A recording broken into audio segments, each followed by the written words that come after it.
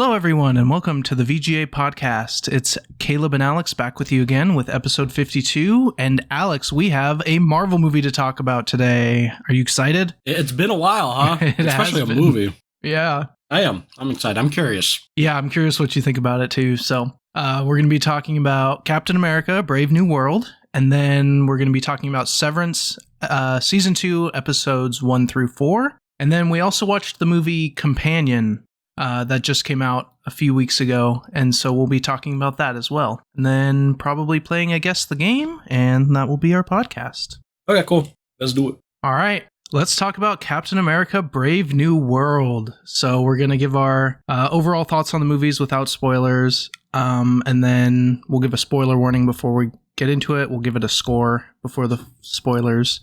So I'll go first, and then Alex, you can give your opinion on it. So for me, I thought this was an exceedingly average Marvel movie, unfortunately. The action was okay. The CGI looked fine most of the time. Sometimes it was a little weird. I thought the plot was kind of just there. They didn't really take any risks. There wasn't really any stakes. I don't know. It just kind of felt like, I don't even know how to describe it. I think the biggest miss was the villains. I did not care for the villains at all in this. They didn't feel interesting. Actually, there's a bigger issue. I think the biggest issue with this movie is the marketing. Oh my goodness. Like, I feel like there could have been a decent movie here, but the way they marketed this movie just took all tension away, took all interest away. Like, you knew what was going to happen. And they still played it up like it was, oh, what is this? I don't know. They had to market it that way for people to be interested. I guess so, but then they should have just done the movie different then, because like it was not that interesting. There were some cool scenes. I thought some of the action scenes were okay, but some of them were just over really quick, and I don't know. Yeah. There could have been a good movie in there. There were some decent acted scenes, I thought. Harrison Ford did pretty good, in my opinion. And Anthony Mackie is always kind of like, very charismatic. But yeah, it wasn't my favorite. I have a feeling this is going to be one of those movies that I'm not going to remember in a couple of weeks. Kind of like Falcon and the Winter Soldier. Like, I get that same vibe from it, where I don't remember that hardly at all. Probably won't remember this too much. So I gave it a 4. Okay. Interesting.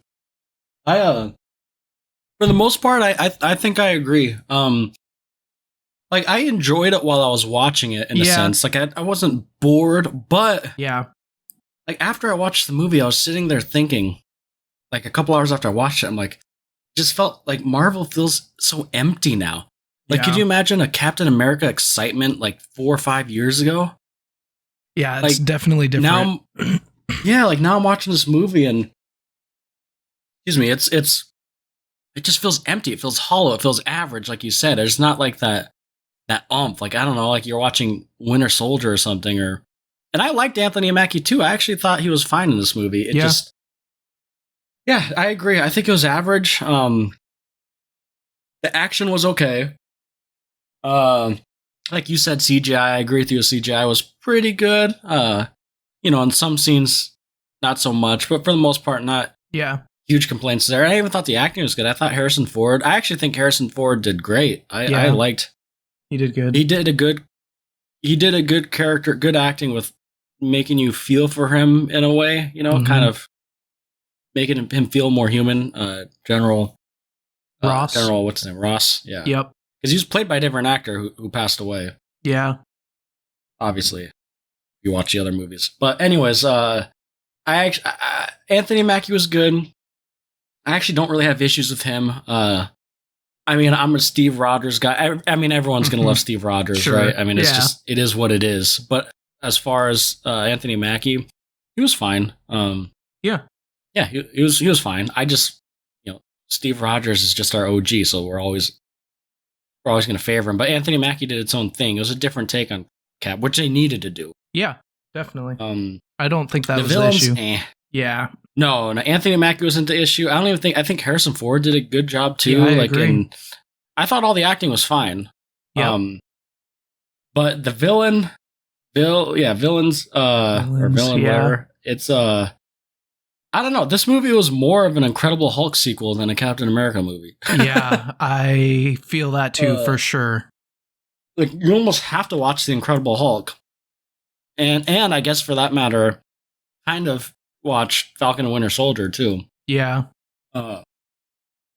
But yeah, average. It's so average. I mean, you hit on the nail. There's nothing really else to say. Okay acting, okay CGI, but so forgettable. And I didn't even hate it. I actually thought some scenes were great. Like I'll talk about in spoilers. Yeah, I don't want to say I have some scenes that I want to talk about for sure.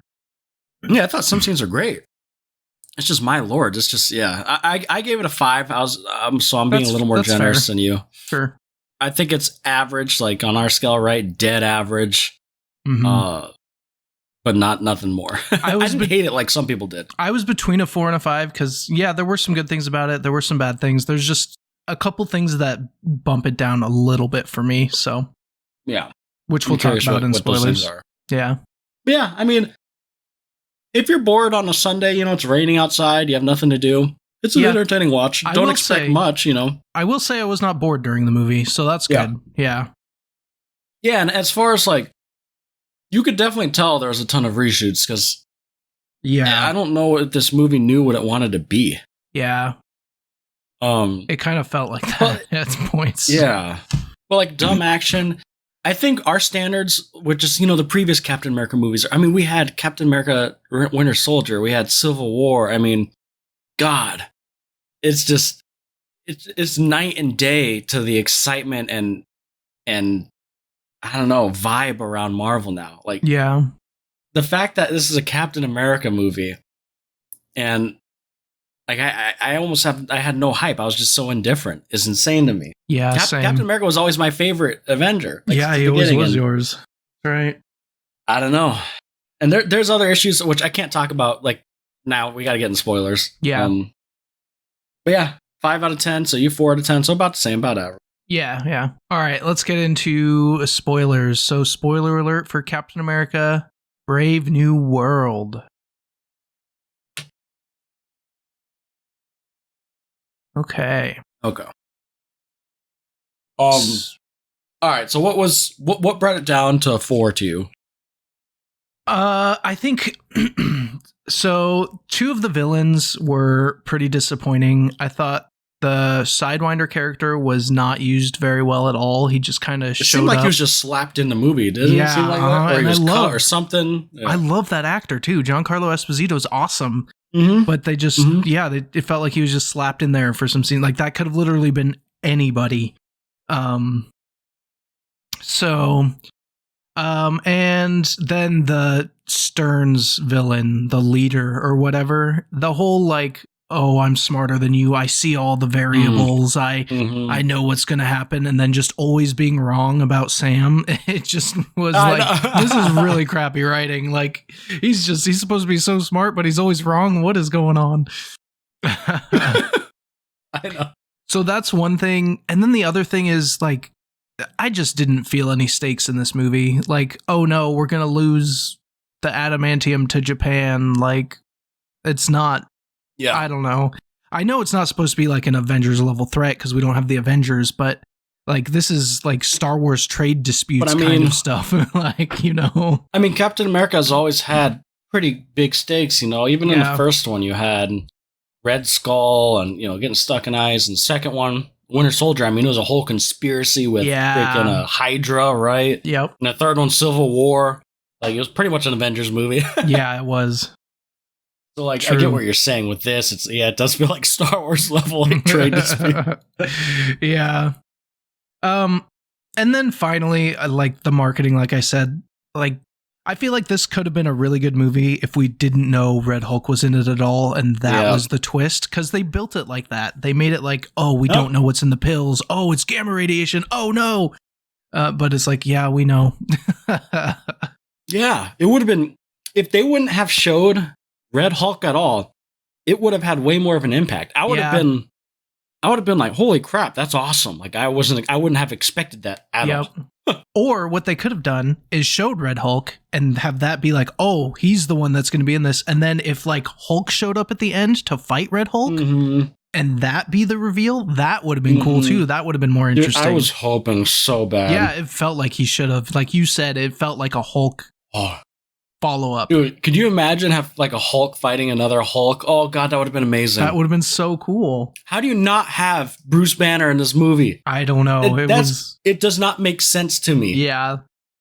That's another thing that bumped it down for me. And I know this is kind of nitpicking, but kind of not. But a normal human fighting a Hulk, come on. There's no superpowers. I know you could play around and stuff with that, but his wings were doing a heavy lifting there, or his armor or something. Like, that seemed pretty ridiculous. And that fight was short. Like, I felt like it was gonna. I mean, we basically saw the whole fight in the trailer. Pretty much, like that. Literally, pretty much. Yeah. Yeah. Might have been like a minute other scene, when they're on top of the White House. Yep. But yeah, that was over really quickly, and he did it with a speech to calm him down. I thought his daughter was going to show up and talk him down or something. I feel like that probably would have been better, but yeah, the speech thing. I again, this is nitpicky. I hate when conflicts end with some speech to calm down, and I know that's a Hulk thing, obviously, but it just felt like a cop. Maybe you're right. Maybe it's because it was Sam that did it and not like Betty or Bruce Banner, someone who like understands. Right. I don't know. Yeah. I mean, I get why you did a. Yeah, I agree. I mean, there were some good things. I thought, like we said, Harrison Ford had a really good performance. Like when he was like, I was dying, God damn it. That was a really good line. Like very impactful. It would have been more impactful if we didn't know something was up, but like I thought the flying action scenes were good. Like the one above the Celestial with the jets. Yeah, I looked thought that really was cool. Yeah, really cool looking. And they actually, talked about the Celestial in the ocean that we haven't heard about for 2 years or whatever. Been like 5 years. 5 years, yeah. So at least we got that, I guess. But yeah. This movie tied up a lot of loose ends, seems like. Yeah, maybe that's what they're trying to do. Because they tied back, like you said, the Celestial sticking out of the ocean. Yeah. And obviously they teased Brainiac, or whatever the heck his name is. Yeah. An Incredible Hulk. Like at the very end. They did. And which I was disappointed because I thought that it's a cool concept. Like I've always wanted that character to come back. Like I liked the Incredible Hulk movie. I know some people didn't, but I actually liked it. Yeah, I thought it was good. And so I'm like, oh, this is going to be cool, And how I knew it was going to be stitched together is at the very beginning, it seemed like they tacked that on. That like little montage of on the TV. It seemed like the beginning was tacked. Like that doesn't feel like it was the original beginning. I don't know. Maybe it was, but yeah, I could see that. I'm wondering, was he even the original villain in this? I read there's a lot. I mean, I read the movie was pretty much overhauled a couple times. Yeah, weird. I wonder what the original vision was and why it was changed. And because Sidewinder like goes missing half the movie. Like it seemed like he was going to be a bigger role. Yep. And that's, I don't know. We're saying a lot of negatives, but you're right. There are positives. Harrison Ford, I thought like great acting. I was pleasantly surprised. Like I actually felt for him. Like I felt like he was trying to change and be more human. Yeah, and that's not easy to do. Yeah. No, that's a tough thing to sell. And he sold it for me. Like I felt bad for him, And same. Sam, great, and I liked his chemistry with what's his I guess the new Falcon guy. Yeah. I forget his name now. I don't remember his name. But like they were cool. I mean, they were like a cool dynamic. I don't know. I feel like Sam was a better Falcon to Steve Rogers than this new guy is to I guess I don't feel like we got a lot of his back. Like, I feel like we know more about Sam, obviously. Yeah, and but I like him. Yeah, exactly. Or like on your left or whatever. And so they didn't really dig into the new Falcon guy too much. Yeah, but like I I see the foundation there. But yeah, like some of his stuff was funny and he was pretty charismatic. But other than that, yeah. And what did you think of bringing in the original, the old Captain America guy? The what was his name? Oh, the guy who has the super hero.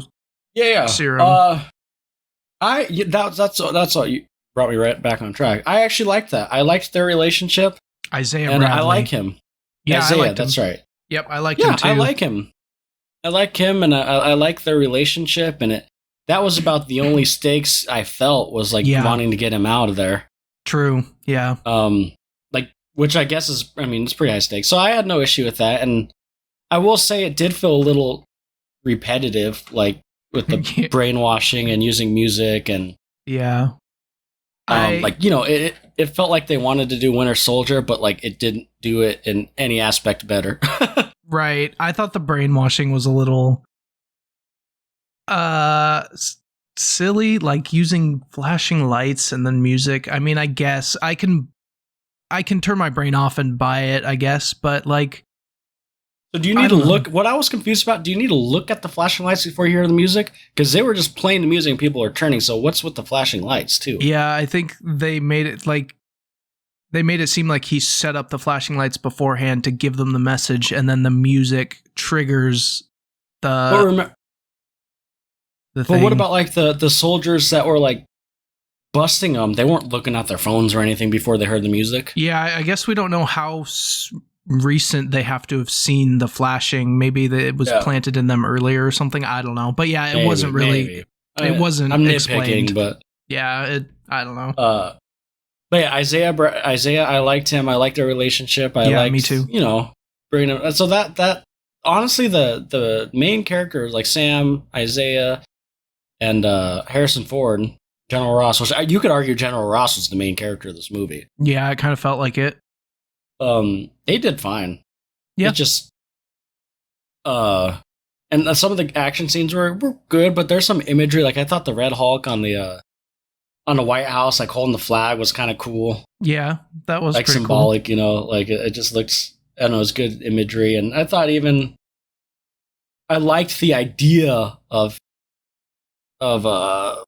Sam bringing the Hulk to like the flowers. Like it made sense, but I thought that looked really green screened. Like I could tell. Yeah. But like I thought it's cool imagery. Like it looked cool. Looked like, you know, pretty with the chaos kind of. Yep. And it made sense for Sam to bring him there. So there's things I liked, and like you said, them flying around the Celestial and stuff looked really cool. Like the scale of it, and it looked really cool. And some of the comedy was good. I thought the film, like even the last scene, like I thought was a nice little last scene, like building Falcon and Cap's relationship. And I will say I do like, and this is me, like I'm not trying to be like all conservative and stuff, but I do like how they were not force feeding us into Sam like they were in the Falcon and Winter Soldier. I mean, I remember in the Falcon and Winter Soldier, Homeboy was like defending terrorists, like they're not terrorists, like dude, they're exploding people in cars and stuff, and then he's giving speeches to these people, like they definitely did away with that. They pulled back on that. Mm-hmm. There's no preaching at you. There's no like shoving in your face things. They did it right. I will say, as a matter of fact, I almost think they went too far the other way, because they could have played way more into like him being the new, like what it's like for him to be the new Captain America. Like I would have loved to see more of. I know we saw it in the show, right? But like half the people, I feel like 70% of people don't watch the show. Yeah. Like, so this movie did not play around with the idea of like him. I mean, it did a little bit, but I feel like they could have dwelled deeper into his transition to become Captain America. Yeah. Like everyone was just calling him Cap. Everyone was just like this, that, and I get it. Like he's the new Captain America, but We I feel like didn't there see should have him been a little build more that. resistance from people and him kind Yeah. of earning it. Yeah, like he I- had all these contacts. Everybody was like helping him out, and we didn't see that struggle in this as much. Like, I feel like this movie would have been good. I mean, think about it. Like, it was set up for him to become the Captain America. You're like stopping the Red Hulk on the freaking White House. Like, oh yeah, this is our Captain America. Yeah, it's weird they decided to do that in the show. I don't get that. That's pretty interesting. Just think about it. Like, someone who didn't watch that show, they're going to be like, why are these people just all automatically calling him Captain America? I mean, I know you watch Endgame, so you know what happens. Yeah. But, like, you don't see that transition. Yep. From the people, not from him. And the other thing, too, I did like the scene with Bucky. God, their relationship is just so good. Their chemistry with acting. Yeah, it is. I will say, him becoming a congressman that's a pretty interesting turnaround. Him going from the Winter Soldier to Congressman Bucky. I wonder if we'll see that, like in that Thunderbolts movie. I kind of see that. It kind of looked like it. So that's probably what they're setting up. But yeah, that was a good liked, scene. Like Bucky saying like what do you say? Like Steve Rogers. He said something like Steve Rogers was a symbol, but him or Sam as Captain America is like hope. Like any human, any person, you can come from anywhere and be Captain America. Like, you don't have to be some super soldier. Like what do you say? Yeah, they said like Steve Rogers is like a symbol. Yeah. And now his Captain America, Sam's Captain America is more than a symbol. It's a hope that you can do anything or be anything you want. So I do like that. Was a good explanation. I mean, it's a different take on Cap. Yeah, I agree. I thought that was a really good way to explain it and a good line. Yep. Because you can't be Steve Rogers. I mean, you can't. And I wish they would have played more into that. I know Sam said, kept saying throughout the whole movie, how did Steve do this? He fought 2 wars, this or that. I can't be Steve. But I don't know. I just feel like the serum, that kind of stuff. Yeah, I should have taken the serum and stuff. But I just feel like something was missing, I guess. Yeah. Probably the Hulk. Yeah, you're right though. Seriously, that's the big. How do you? I just don't get it. And it's not like Marvel hasn't there's always been buddy. Like, this should have been like a buddy cop movie. Like, look at Ragnarok. It was Thor and Hulk. Look at even Captain America: Civil War it was everyone, but like Iron Man and Cap. Why were they scared to? Were they not allowed to use Bruce in there? I don't know. I'm not sure. Maybe there was some weird thing with I don't know. I was hoping and praying. When they were fighting at the end, dude, I was hoping maybe they're saving this as a surprise. Yeah. Bring in the Hulk, man. I want to see the freaking 2 Hulks go at it. Oh. And they did it. I was like, no. I was waiting, dude. For me, it was almost certain. I'm like, okay, it's going to happen. When's it going to happen? Yeah, I wasn't sure. I was hoping, but I wasn't sure. Yeah, maybe it was me just being hopeful. But yeah, I mean, and I like how they brought Liv Taylor, whatever, as Betty back. Tyler. Yep. Liv Tyler. I said Taylor. Liv Tyler. I like how that she kind of brings that tenderness, that sweetness. I was surprised. I did not expect her to show up. Yeah, because they had the phone call in the middle of the movie. That's what I mean. They had that. I'm like, okay, if they're doing this phone call, then she's not going to show up. This is just But yeah, she showed up. The phone call sounded weird, didn't it? Yeah, I wasn't even sure it was her. I was like, are they trying to make it sound like her? But yeah. Yeah, because she was just doing one word. It's yeah, that'd be nice. It wasn't an actual conversation, it felt like. Yeah. But I don't know, man. It's just average. You're right. You hit it on the nail when you said it. Yeah. I will say it's not the worst. It's definitely not the worst in this phase. I can tell you that. Yeah, I will agree with that. One thing we didn't say is that they've mentioned adamantium. So that'll be interesting what they go forward with that. And if we get any more X-Men things, or I know we have Fantastic Four coming up soon. So I'm interested to see where they go in the future. I am too, and this movie was definitely a setup to kind of reset the Avengers. Yeah, it was. The start of... Yeah, because they mentioned it a lot. We need to start the new Avengers. We need we need the Avengers. So this was the start, and I think I'm hoping Fantastic Four is good, because if Fantastic Four is a flop, I'm gonna. Yeah, that would. I've always had a soft spot for Fantastic Four, and Doctor Doom is like my favorite Marvel villain. Yeah, this one looks promising, but the trailer looked neat. Yeah, they definitely did the right thing by kind of setting it in like the 50s style. Yeah, making it feel different. I agree. And from what I was reading, they're obviously on a different Earth. Mm-hmm. Because in the trailer, they're all popular and stuff. We would have known about the Fantastic Four in New York. So I'm assuming something happens. I guarantee you, looks like they have Galactus in the trailer. I guarantee you Galactus destroys their world or something, and they come to ours, which would be cool. Like, I think having a movie where the villain wins would be awesome. Yeah, that's interesting. Because it would make sense, right? Like, why would they leave their Earth? Yep. And they're having a Galactus in a movie. Like, yeah, that would be pretty cool. As long as like it's just done having right. a kind of if it's done right. But anyways, this was an okay movie. I would call it mid-tier. Is this still Phase 5 or whatever? I have no idea. I've totally stopped caring about the phases, honestly. Yeah, if this is in the same phase as the post Endgame, this is about, I would say, middle ground. Like, I think I preferred Black Panther 2 more. Okay, I don't even remember the other ones. Yeah, it's what near movies the end are in of Phase Phase 5? 5. Ant-Man, Not shows, but Quantumania, movies. Guardians of the Galaxy 3, The The Marvels, I didn't even see that one. Deadpool and Wolverine. Do you even count that, though? No. Captain America Brave New World. Daredevil Born Again, is that a show? I'm assuming. Yes, that is a show, yep. Okay, Thunderbolts. Can't wait for that show. And then Ironheart, which I think is a TV show also. So It's Thunderbolts show, is the last one in Phase 5. Oh, wait, so Fantastic Four is the start of a new phase? It is the start of Phase 6. Ooh, interesting. Okay. Interesting.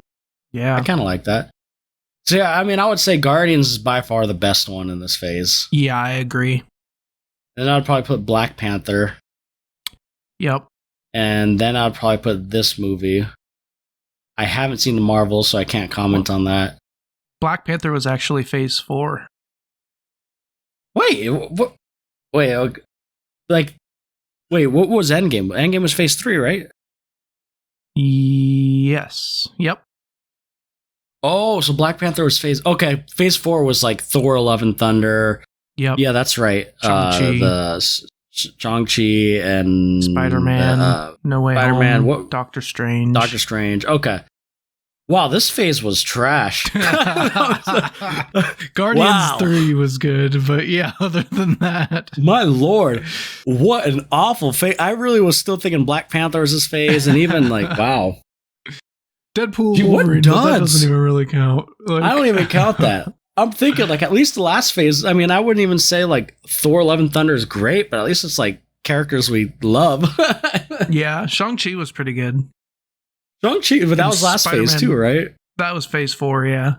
Yeah, Shang-Chi was good, Spider-Man was good, Black Panther was good. Yep. Thor was okay, and Doctor Strange was okay. Yep. But this phase, my lord. Yeah, it's been pretty rough. Yeah, Guardians is the only good one in this phase this is I guess this would be number 2. Yeah, I guess so. For this phase. I haven't seen the Marvels, so I don't know about that one. But yeah, I haven't either. Did you see the Marvels? No. I need to watch it just so I can. Yeah, is it on Disney? Say I did. Disney Plus. It should. I'm sure it is. Yeah, I should watch that. Ant-Man's by far the worst one in this phase. Yeah, unless the Marvels. That actually. Well, unless it depends on how bad the Marvels is, we'll see. I really disliked Ant-Man. That might be one of my least favorites in all of the phases. That's how much I didn't like it. Yeah, it was not good. But Daredevil, yeah, that's did you see the trailer for the new Daredevil show? Born Again? No, it looks pretty awesome. Granted, it was a trailer, but yeah, I'll watch it for sure. Because you watched the original 3 seasons, right? Yeah. Mm-hmm. Yeah. Oh, so good. So yeah, they were really good. But yeah, go if you're bored, go watch Captain America, even on a matinee showing or something. Yeah, sure. Yeah, it's not bad. It's nothing groundbreaking. It was fun. Yeah. Killed 2 hours. Yeah, nothing ground. Probably it won't make you mad. So, yeah, that's true. Yeah, it won't make you mad. You won't hate it. You won't love it. It's just there. Yep. It's just there. That should just be the title of this review. Captain America Brave New World. It's just there. All right. What else we got? Let's talk about Severance Season 2. We're going to be talking about episodes 1 through 4. So we're going to be giving our scores and just an overall thought of the first 4 episodes, and then we'll give a spoiler warning before we get into actual spoilers of the show. So, Alex, you want to go ahead and start and give us your thoughts on the first 4 episodes of Season 2? Yep. Yeah. All right, so episode 1, I gave a 8 out of 10. Okay. Solid start. Nothing groundbreaking, but it was just more Severance. Yep. And episode 2, I think I did the same. Yeah, I did 8 out of 10. I think I actually enjoyed episode 2 more than episode 1, but as far as rating wise, they're both 8. Mm-hmm. Episode 3, I gave a 9 out of 10. I thought this was the best episode up to this point, and I really liked the weirdness of this episode. It gives you more questions, and it ups the weirdness, and I'm all for that. And it just raises more questions, and the mystery kind of gets bigger, and it just kind of sets the pieces. I feel like it's starting to find its groove. Mm-hmm. And I thought the ending of that episode was great. And then episode 4, I'll give a 9 out of 10 too. I liked the different setting. I thought it was interesting. There's one thing that kind of made me upset, and it wasn't even have to do with episode 4, but I'll get into it in spoilers. Okay. But I love the setting. I love the vibe. I loved the imagery. The acting was great. There's some stuff that happens that I found interesting. And it just builds more on the characters. And I really thought it was well acted, and it was weird and just different. I really liked episode 4. Yeah, that's so 8, 8, 9, 9. Cool. Okay. We have pretty similar scores, I would say.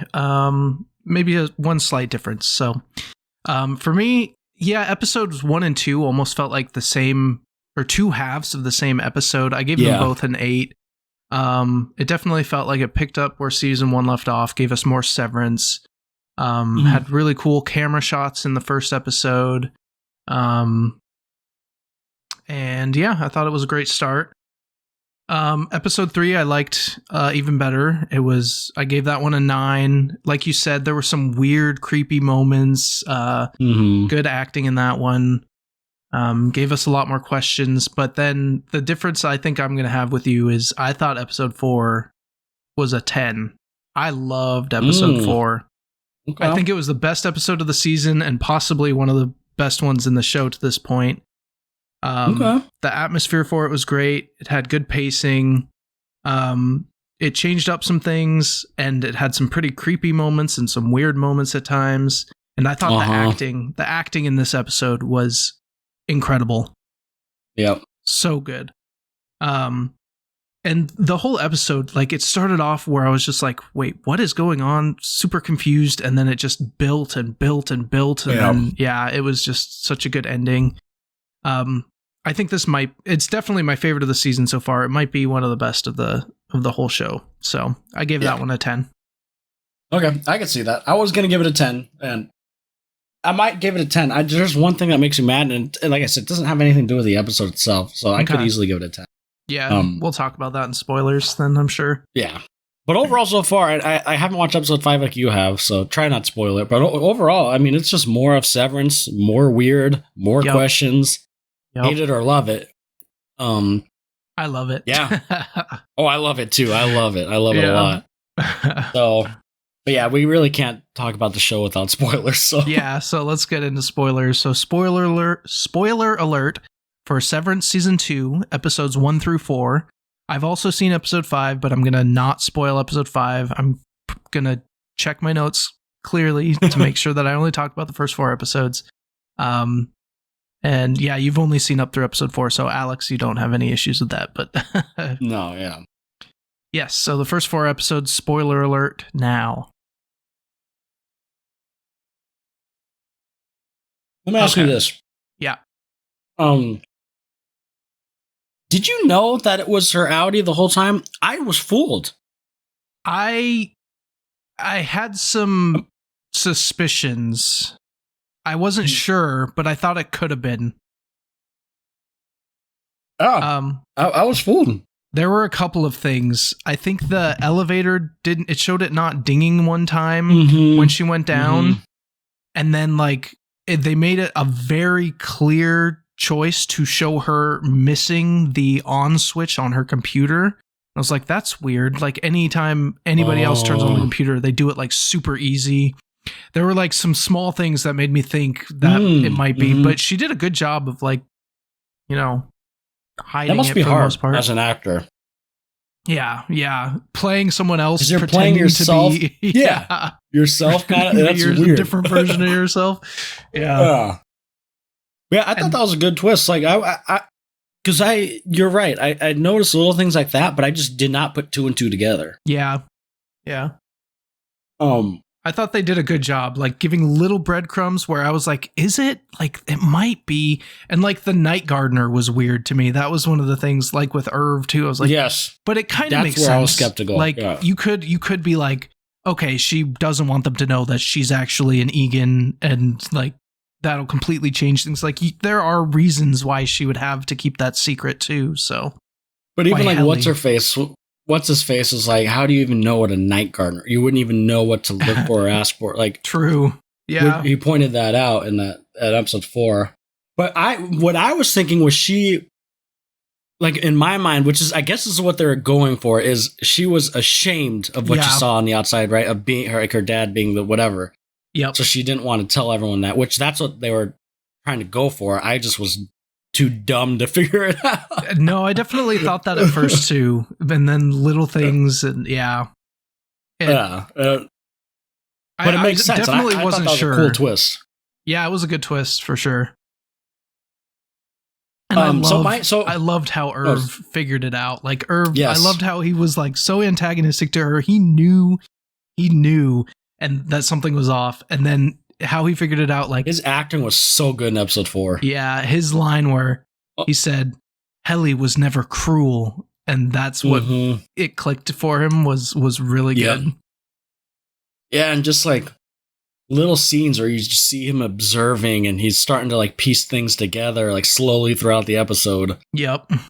I was like, oh, okay, this is some good stuff. Yeah. That scene where they're around the campfire and in episode 4. And some of his talks with Mark, yes, saying don't trust Helly. There's some good it was things. That was good. So I'm trying to think here.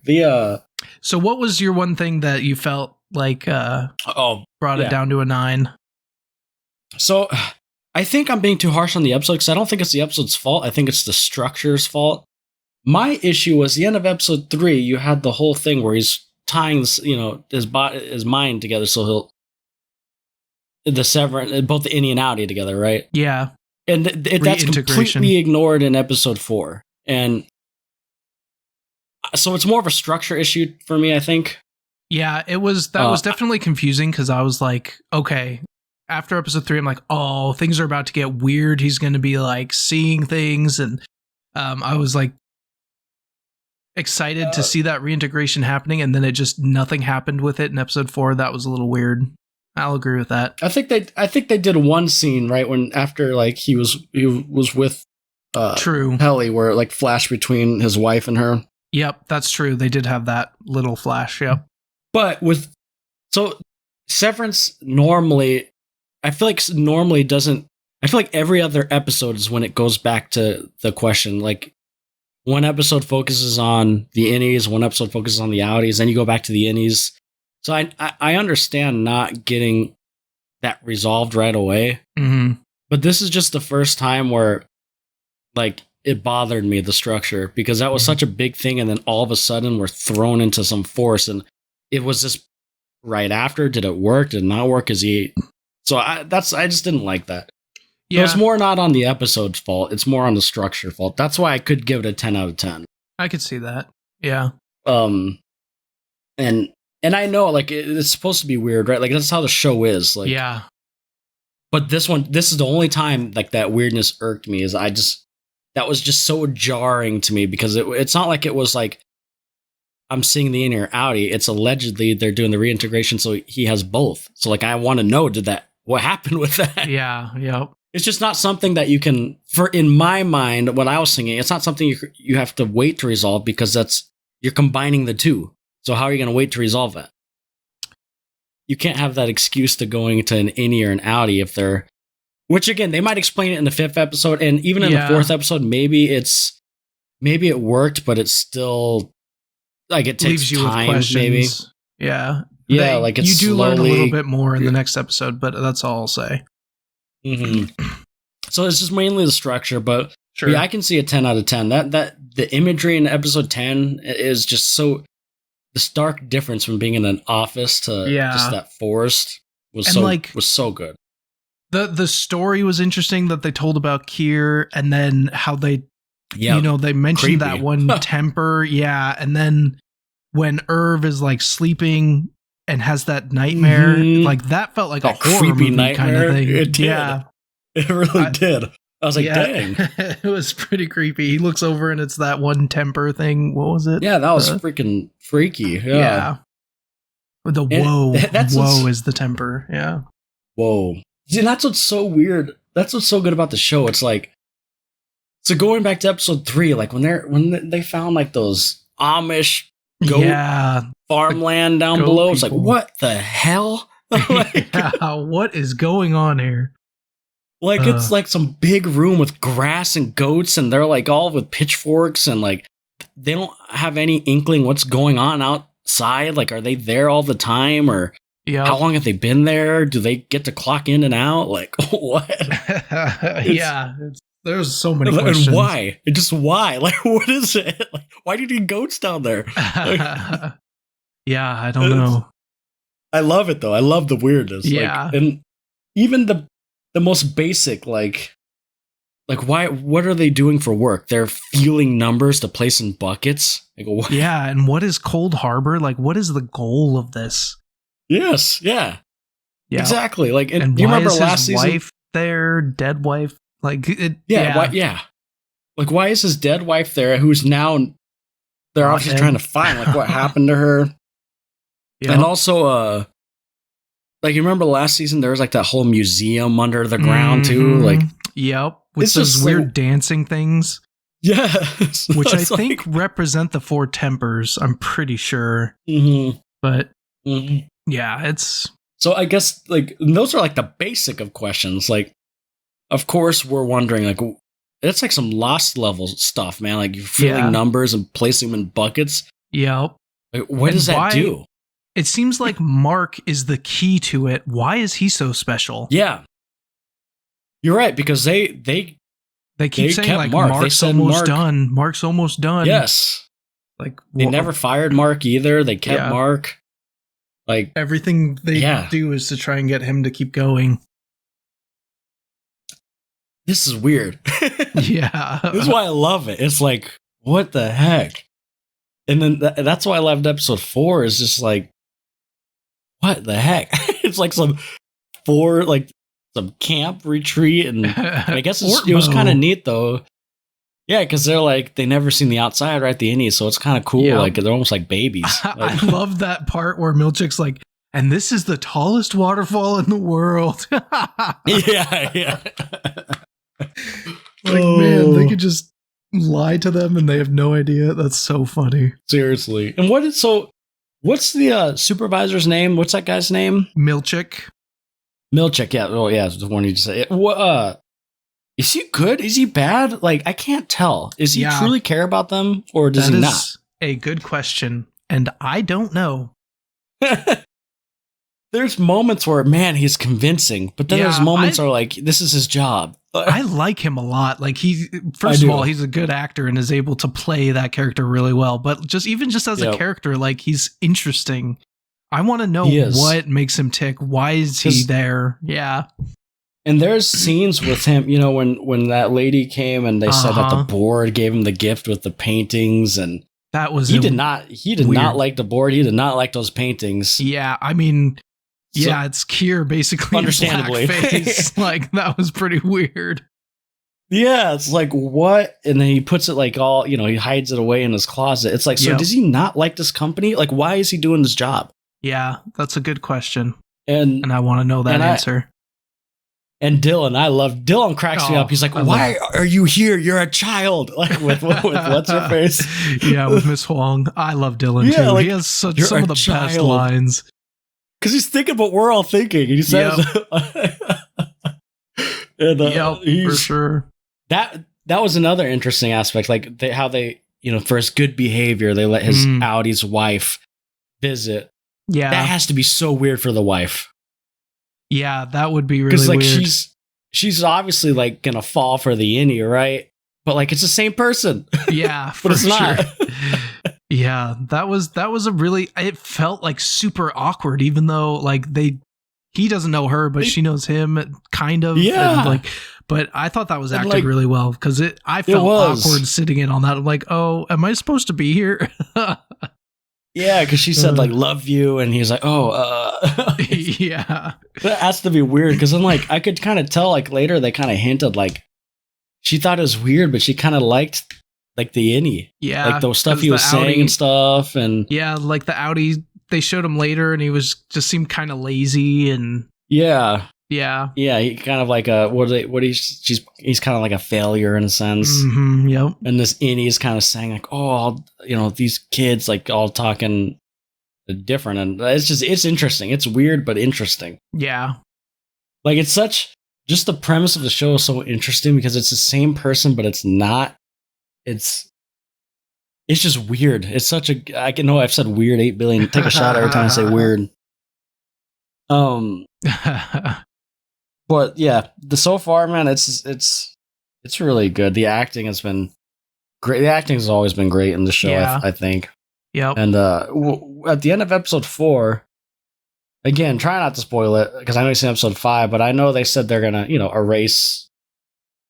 Yeah, they let Irv go. Irving. So it's like, what does that mean? Is there like a thing where you can like just erase the innie completely to never like return? Or is it more of just like, you're done, we're never going to bring your innie back? Yeah, I think it's more that one. I don't know for sure, but just how I took it is like, yeah, he's not coming back. He's just going to be his Audi from now on the outside. Yeah.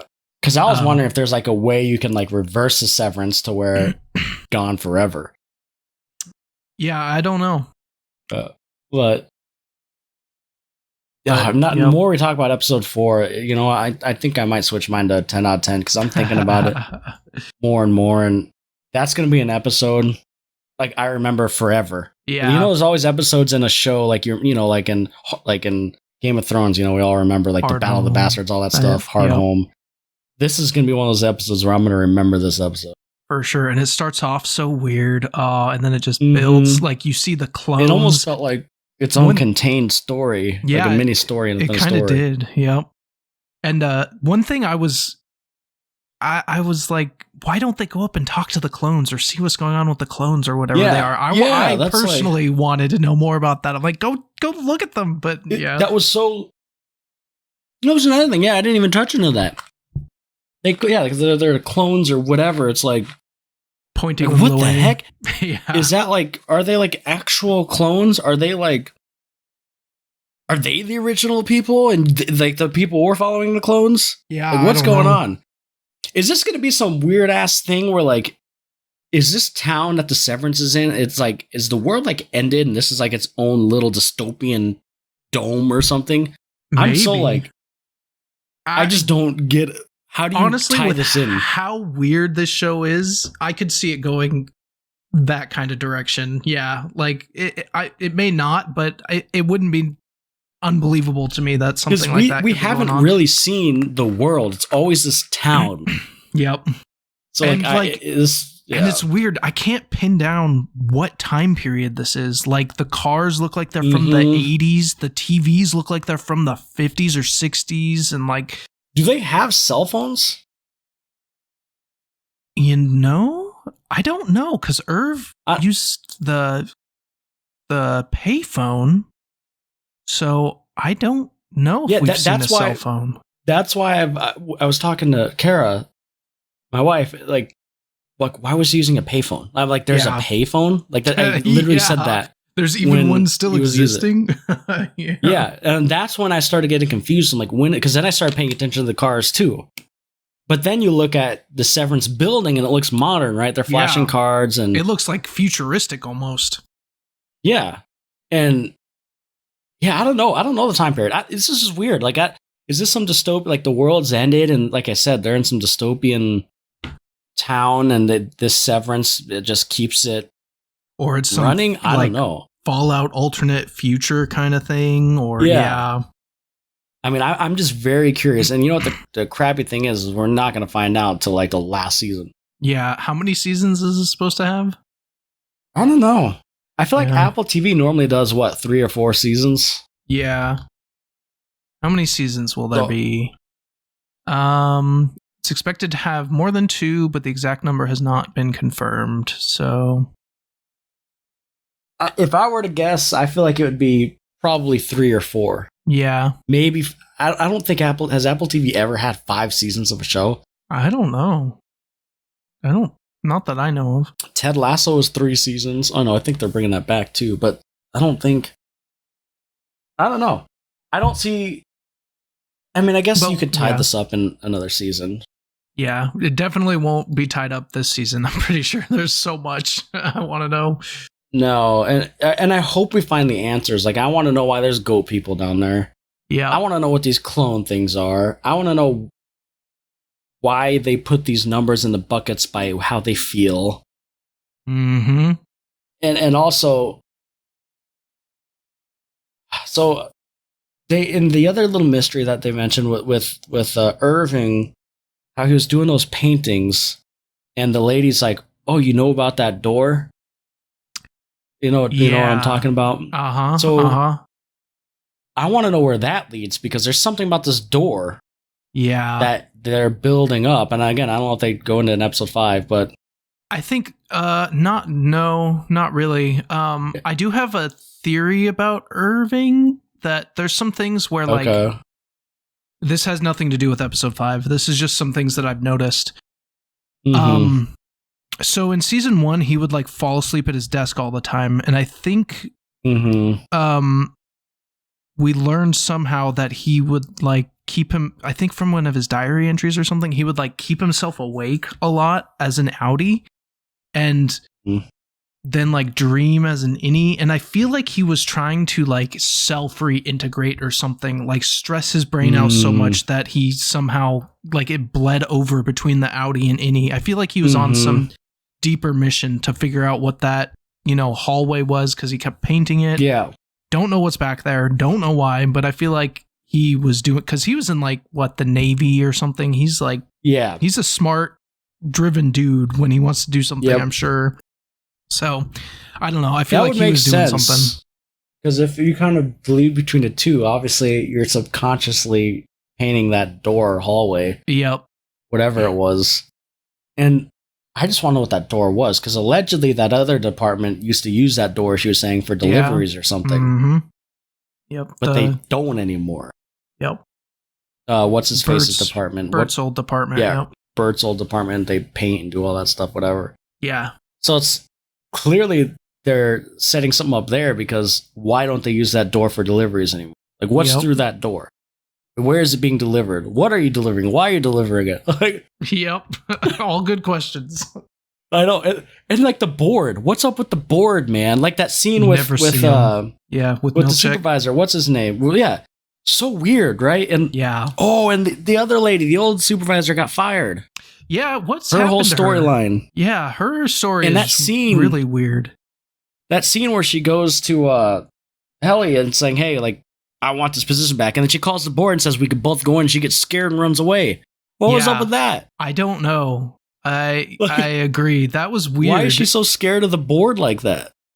Or it almost seemed like she noticed who the driver was or something. Or like, I couldn't tell exactly what it was, but something spooked her. And yeah, she just ran off and we haven't seen her since. That was like episode 2. She was demanding. Yeah. That was episode 2. That might have been 3. Maybe 3. 2 or 3. But yeah, because she was, demanding, Helly, like, hey, I need that position. I need to finish what I started. So she knows something. Mm-hmm. Yep. She knows something, right? Like, oh yeah, it was episode 3. And then you're right, because even after Helly called the board, she slowly started walking over there. Yeah. And then she like hesitated and just ran off and then drove off. Yeah. Very weird. That was so weird. Because there's another scene with her when she was driving away with Mark, right? Where, because he still didn't know if his wife was alive or not. Yeah. And she pretty much confirmed it for him by not saying anything.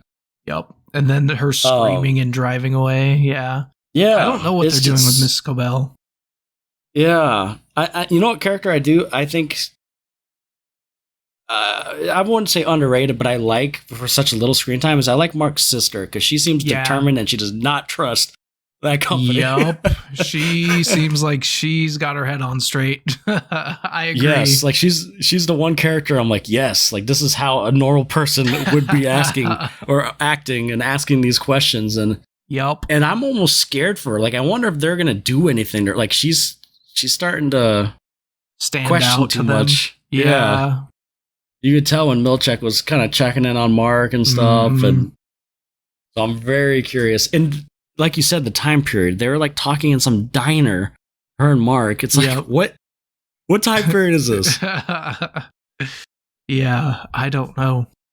Or is it like multiple times? Is this going to be some trippy thing where every time you leave, you like go, I don't know. I'm overthinking it. I don't know. But I do think there could be something weird with time with them, like maybe keeping the innies for longer than the outies think, but I don't know how or why. Because there's been some things about cloning, right? Maybe that's why you clone. Maybe, yeah. I don't know. There's a lot. I have a lot of theories, but I have no idea if any of them are right or not. And who was the lady that did the regeneration, whatever, with Mark? Her name Do you know her name? I do have it here somewhere. That was episode 3. Ragabi.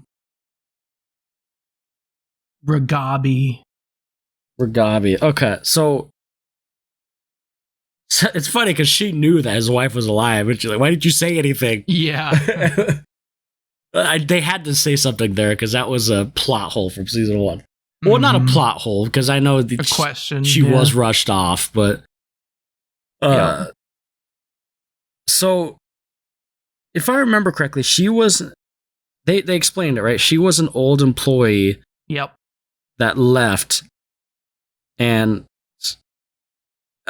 she ran studies and tests to sever the line between the two. So she knows her innie and outie. She is now one. Was she I thought she was an employee, as in not a severed employee, but someone who worked to make them severed. But I'm not 100% sure on that. You could be right. You could be right because she was testing it. She tested it on people and could never get it quite right. No. Yeah, because she helped. Maybe she worked with the Severance program. Yeah. Because there's people who work. If you don't go on the Severance floor, you can work for Lumon and not be severed. Yeah, not be severed, which is interesting because we've never seen like an employee. Whenever we see them leave, there's no one around. Yeah. Well, people like Milchek, I think, aren't severed. No. And Miss Wong, maybe.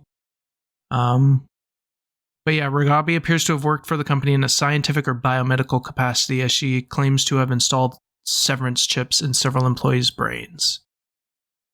Okay, that makes sense. And now she works against Lumon by trying to reintegrate them. Yep. So the goal is to combine the innie and outie, so you know it all. You know what your life that happened inside. You know your life that happens on the outside. Yep. And she's the one who reintegrated Petey, Mark's friend from the inside. Yeah. That's right.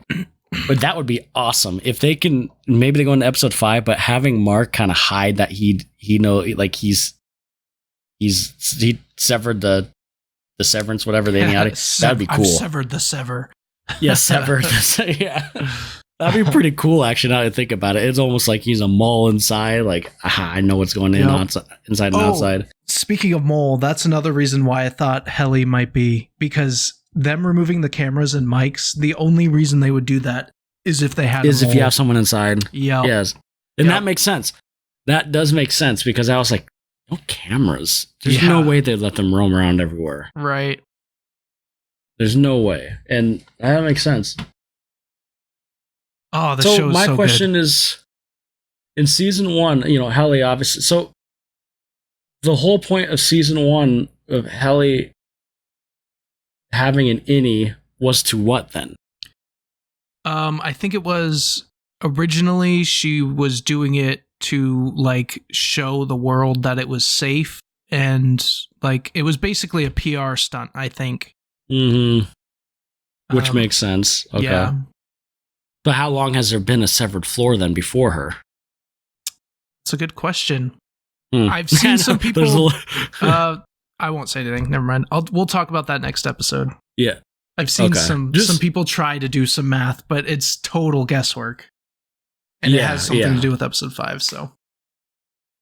Okay, because obviously the first episode started with Helly on that tape, like being severed. So it's like, I have a lot of questions. Yeah. And you know what the crappy thing is we're not going to get all these answered, are we? No, probably not this season. Hopefully we get some answers, but. As long as they found out about the goat people, and I just want to know about these dang numbers going into buckets. What are the numbers, Mason? It's such a good show, though. God, this is top tier show in my opinion. Like, I agree. Top tier. Like we talk about our top tier, like Shogun and this. It's like same level. Like, this is amazing. They've got some great actors. The writing is so good and like interesting. They have like great camera shots. They make even just walking down a hallway look interesting. Yes, like a plain white hallway for that. Uh-huh.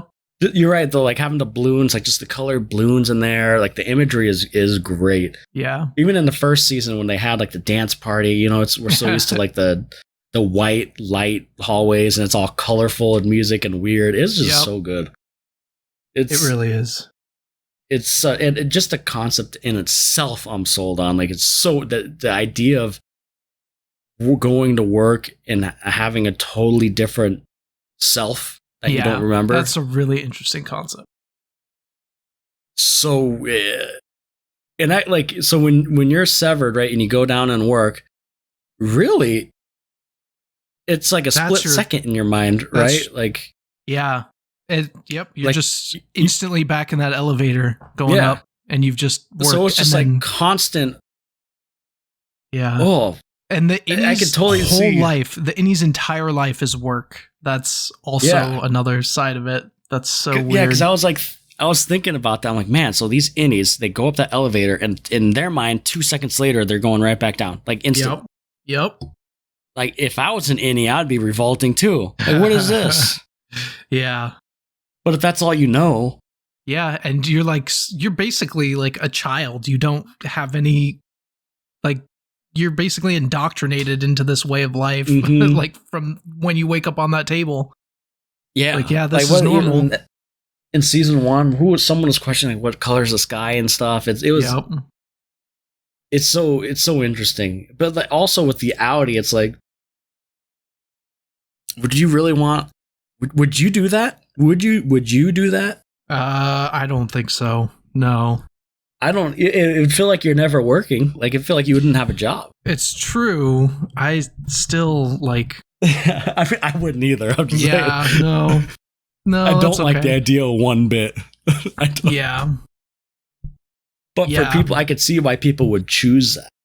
It seems like most of the time, well, we know like Dylan and Mark both were kind of like at their end of their rope, like looking for options. Yeah. So it seems like a desperate thing to want to do at this point. Like, yeah. I don't know. Like you're at the end of your rope, you know, your wife died and you just want, like when Mark did, right? He didn't want to feel it anymore. Yep. Like, but when you think about it, do you get relief though? I guess Milchek said, you know, if your other self kind of reflects your mood. He said something about like why, like ask Mark why he got it originally.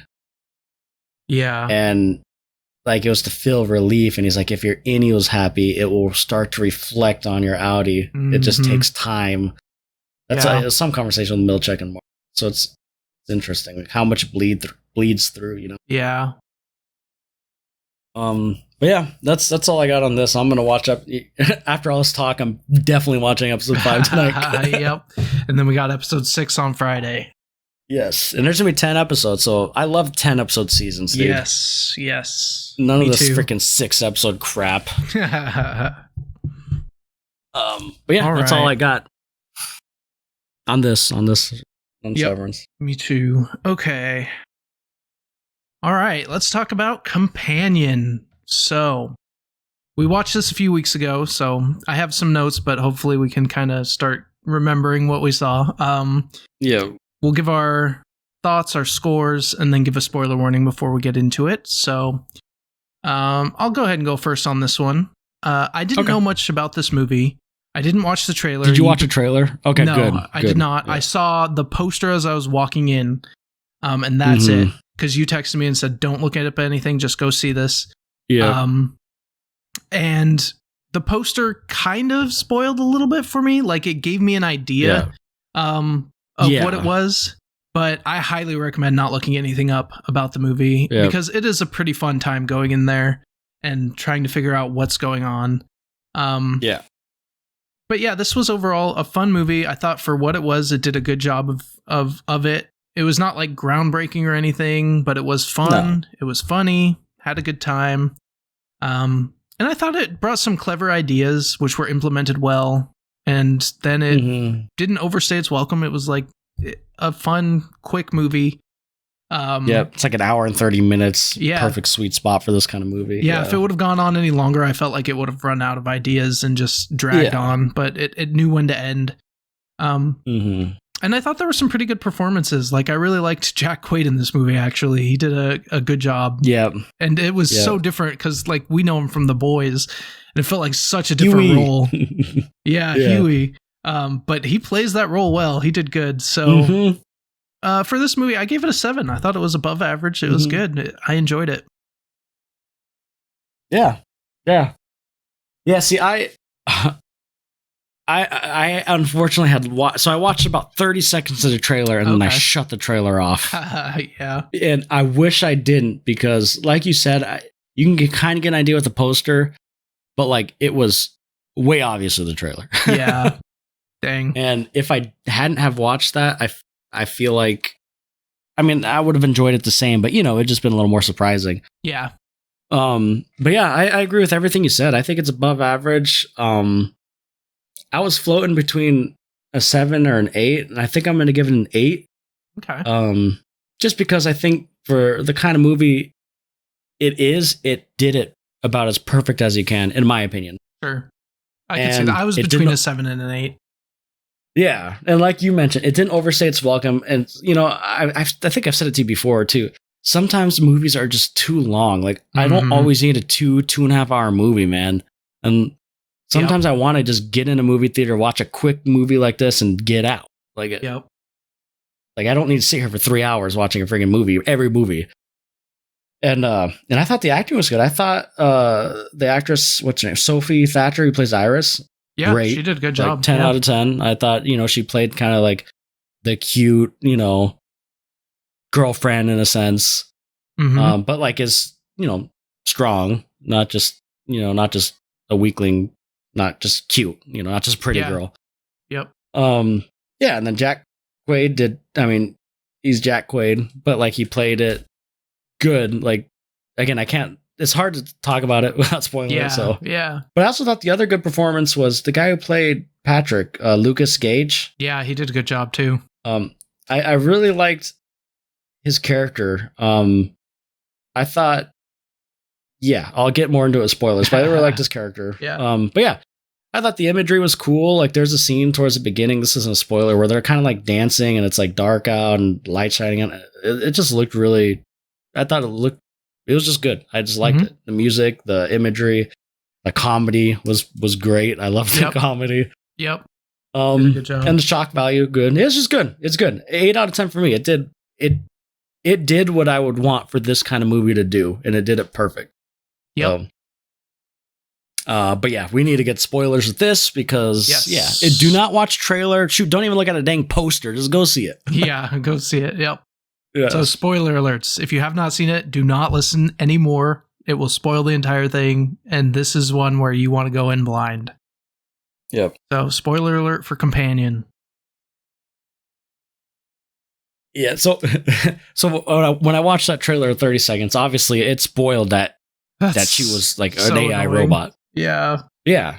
And I know there's other twists, but like that's like the main the whole first 30 minutes, Yep. That was the whole main thing. But how I knew it was going to be a twisty type movie is it was from the makers of Barbarian. Did you ever watch Barbarian? No. Or have you heard of it? What is Barbarian? No. So Barbarian, it's like a scary movie, but it's like not like a scary movie. I'm trying to more kind of like a thriller, but my God, does that movie go off the rails? Okay, I want to watch that movie now. Yes, just I'm not even going to say anything about that movie, but it has good actors. It has what's his face, Bill Skarsgård, yeah, and who plays Pennywise. Yep. And then also it has do you know who Justin Long is, right? He looks familiar. Oh yeah. You would know him. Yeah. But yeah, when I say actually Barbarian goes so far off the rails, I'm very curious what your thoughts are. Okay, I'll watch it before next episode. Yeah, it's a scary movie, but like I wouldn't even consider it it's more like just like it even has comedy to it. So it's like just watch it. I'm not gonna kind of or something. Yeah, exactly. Like there's scary tropes and stuff, and like there are moments where it is kind of scary, but it's not like it's like a cabin in the woods kind of scary. Yeah. Okay. But it's just watch that movie and you're gonna understand why I knew this movie was gonna have twists. But that one's even just go watch it. I don't know what it's on, but just find it. Yeah, I'll find it. But anyways, I think I like this movie so much. Number one, I really like the comedy this movie has. Mm-hmm. It was good, and I liked the style of the movie. It just had like an identity, like it knew what it wanted to be. Yeah. Like I said, that music scene towards the beginning when they're all kind of just dancing and it's like foggy out and they're in like the dark woods. It just looked kind of cool. It was fun. And there's some scenes like a scene I always thought funny when you kind of find out when they meet, like when what's his face met like with the dinosaur. Yeah. With the dinosaur suit there to played it over again. Yes. Yeah, that was funny. with Jack Wade. But like the song, it just had that quirkiness to the movie, and I really liked it. Yep.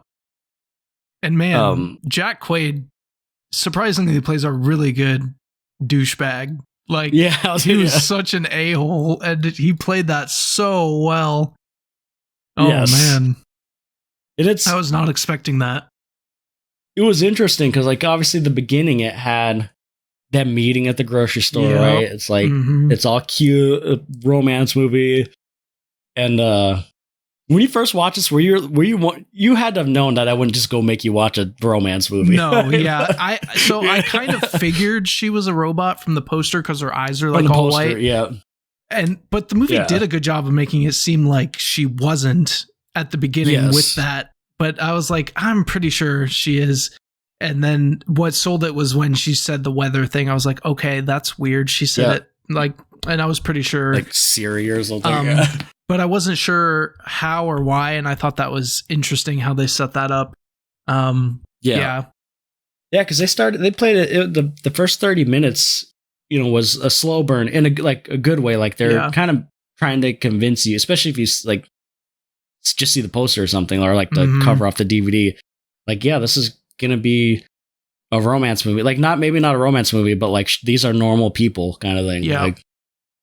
Like a like a cabin in the woods or something. Like, just they're normal people, but maybe weird stuff will happen. Yeah, because they do a good job. I mean, and the thing that I knew she was AI, but one of the scenes that, like, them driving to like when they were driving to the house, cabin or whatever, and it was like the self-driving car, and they're sleeping. I'm like, okay, so this is obviously sometime in the future. Yep. So it's an AI is obviously, she's an AI robot. So that's kind of where I was like, okay, so if this is this far in the future, like, what they can play around with some stuff here. Yeah. My favorite part of the movie was, I knew she was AI, but I didn't know, like, you were kind of guessing who is a robot, who is not. Mm-hmm. Like, so, and also, I kind of guessed that Patrick, I was like, Patrick might be, because of the similarity of the story of how Iris met Jack Quaid and how he met his guy. Like, yeah. I didn't realize it when they were telling the story, but after it was revealed that Iris was and how they met, I was like, oh, maybe Patrick is too. Yeah. They like set the seeds for some of those in a cool way. Yeah. Yeah. And in another, so I knew she was AI, but yeah, the stuff I didn't know was obviously Patrick. I didn't know, wasn't certain he was AI. Yep. Also, I wasn't sure, just the purpose, like, how did they, you know what I mean? Like, I didn't know, how did they become this relationship, or what's her memory? Like, I didn't know any of that kind of stuff. Or, I found it interesting how when you boot him, like the way Jack Quaid was saying, like, oh yeah, I just picked that. I was just scrolling through and I picked that's how we met. Yep. Like, so nonchalant until like Iris, she's like, that's her world. Life, her world. So, like, I think Iris was the best part of the movie. I think her acting, I like Jack Quaid, but just the acting of Iris is like, when you put yourself in her shoes, like, this is her world. How can she be fake? Was what she's thinking. And I liked when she finally got control of the phone and could, like, change her voice and change her, like, her reaction to Jack Quaid, or whatever his name was in the movie. Josh, yeah. Her reaction to Josh having her at like 30% intelligence, she just like rolled her eyes. Like, that was a good moment. And I like how when she increased her intelligence, she didn't become like undefeatable. Like, she just made good decisions. They set it up early on as like, they could have easily made it like she's like some unfreaking stoppable take over the world freaking AI. Yep. But instead, they even said they have to have regulations on how smart they can make them, right? Yep. When the guy was explaining it, and so they did a good job with that, and like her using the voice changer to make her voice like Josh's. That was a cool moment. That makes sense when her intelligence is higher. And then one of my favorite things she did is changing her language to German or whatever it was, so that because she couldn't lie to the cop, like, that just makes it so that that's not an issue. That was a good moment too. Like, that was good with it upping her intelligence. Like, that's something someone would think of if they're not intelligent. Like, I can't lie, so just change my language setting. They don't know German. Yep. Yeah, I thought that was good too. And so, as much as I like Iris, I actually think, I honestly think Patrick was the heart of the story. Like, he was good. He turned into an interesting character because, I mean, he was pretty much just turned into a killing machine at first, but he almost, like, he did it on his own, like, changed on his own. Like, Iris was just saying, you loved what's his name? What's his name? Yeah, I don't remember. Was it Eli? Eli, yeah. Yes. Yeah, like, I thought that was just because Eli, I really do think, like, loved him, Yeah. Like, I really do think they loved each other. And towards the end there, when Iris is like, just, fight it. You loved Eli, like, and then him that was a kind of good shooting moment. himself or whatever. Yep. I don't remember what he had shot himself or buzzed himself or something. Yeah. I just think his acting was really good. And I don't know if you know like Lucas Gage that much, but everything he plays in, he always is different. He's such an interesting actor. If you haven't, you should look into more stuff he's in. Yeah, I'm trying to see if I've seen him in anything. I don't know if I been in have. He's been in Fargo. I don't know if you've watched Roadhouse. Yeah, he's been in a few things. He was in Smile too, which I didn't watch that one, but I haven't seen any of those. And then he was in You, that show You on Netflix. Kara and I watched that. He was really good in that show. No, I haven't seen him in any of these. Like, I don't recognize any. Well, that's crazy. Maybe now you'll start recognizing him because I think he's a good actor. Like, and everything he acts in, he's so different too. That's why in this one I was like, oh, this guy has some range. Yeah, he did a good job. And what did you think of I'm sorry, what were you gonna say? I was gonna say this movie did one thing that I love that they did when Eli shoots the gun and then reacts to how loud it is. Like nobody ever does that in movies. It's like, oh my god, that was so loud. And that was for someone who doesn't shoot a gun and then not wearing ear protection. That would be how it is. Yeah. Yes. Oh, exactly. Yeah. Yeah. That's true. That's something small like that. Yeah. Yep. I was just gonna say one of the things I like too, and it's the most obvious thing, is like obviously these things, like people get these robots to have sex, you know, and to hang out. And what I love about this movie is they don't dig into that. I don't need to watch a movie of all this. We already know, like it's obvious. That's what people get this. We don't need to see it. They do like one little funny scene of like the second he gets it, they do it. Yep. And then they're done with that. They could have easily turned this movie into like some freaking rated R, freaking nasty. Like we all know that's what people are going to get that. Yeah. We don't need to see it. Yeah. So like, and one thing along those same lines, I think my favorite part of the movie is like when Josh is talking to those people who come out to like take the people from the company to take Iris away. And the people are talking like, oh, yeah, you'll be fine. We'll just take a look. And then when they leave, they're like, yeah, that guy's a freak. He's totally screwed. He definitely hacked her. Like, that was really funny. That was that whole scene was funny because he kept saying like, wait a second, you look like it was just funny. You look familiar. Yeah. It reminded me of like a very it reminded me of like almost like a cartoon, but it was funny. Yeah, that was a good scene. But I did like how they had kind of Jack Quaid, or Josh, I guess his name in this. You know, he's like the good guy and the sweetheart. Like he was like in the first 30 minutes, you know. Yeah. And you slowly saw the cracks. It was interesting going from him slowly, you know, kind of realizing he's actually a douchebag. Yep.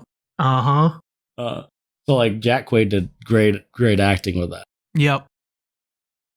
But yeah, it's good style, good comedy. Yeah. Good recommendation for you for me to go see it blind. So appreciate that. I randomly, for some reason, I went on like Rotten Tomatoes and I was looking at stuff like, what is this Companion? Like I saw it got great reviews, but I'd never heard of it. Okay. And then that's why I saw the 30-minute trailer and I stopped it. And then then I was reading it. People said, don't watch a trailer. And I'm like, you know, I'm going to go see it.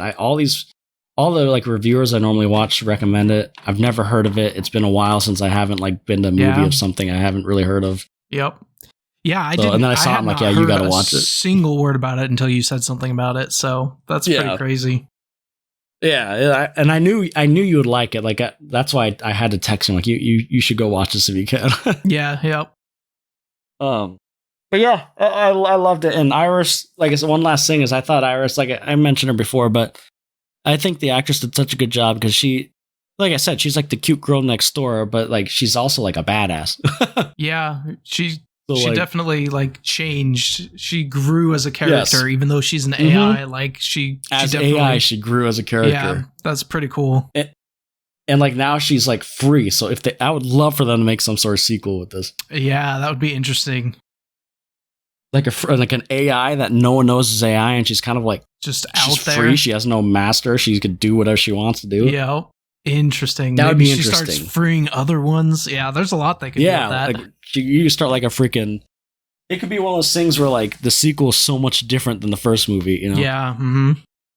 Which I like when series does that, like having a little bit of different. Yeah, that would be cool. Differentiate itself, but yeah, recommended. It's good, and yeah, it was not in theaters, and at least whenever it comes on streaming, pop it on. Don't watch a trailer. Yeah, definitely. And enjoy. Cool. Sweet. All right. Yeah, so I guess we could do some guess the games, right? Yeah, and next week we're gonna be talking about Invincible. Yes, Invincible, and Severance, Invincible, and I think that's it. No, I want you to watch The White Lotus. Yeah, I'm gonna start watching that. I mean, there's 2 seasons, and I think I don't know how many episodes. How many episodes are in each season? But it's like it's so hard to explain the show. Like I was trying to text you the explanation, but it's like it actually kind of has the comedy of Companion. Like interesting.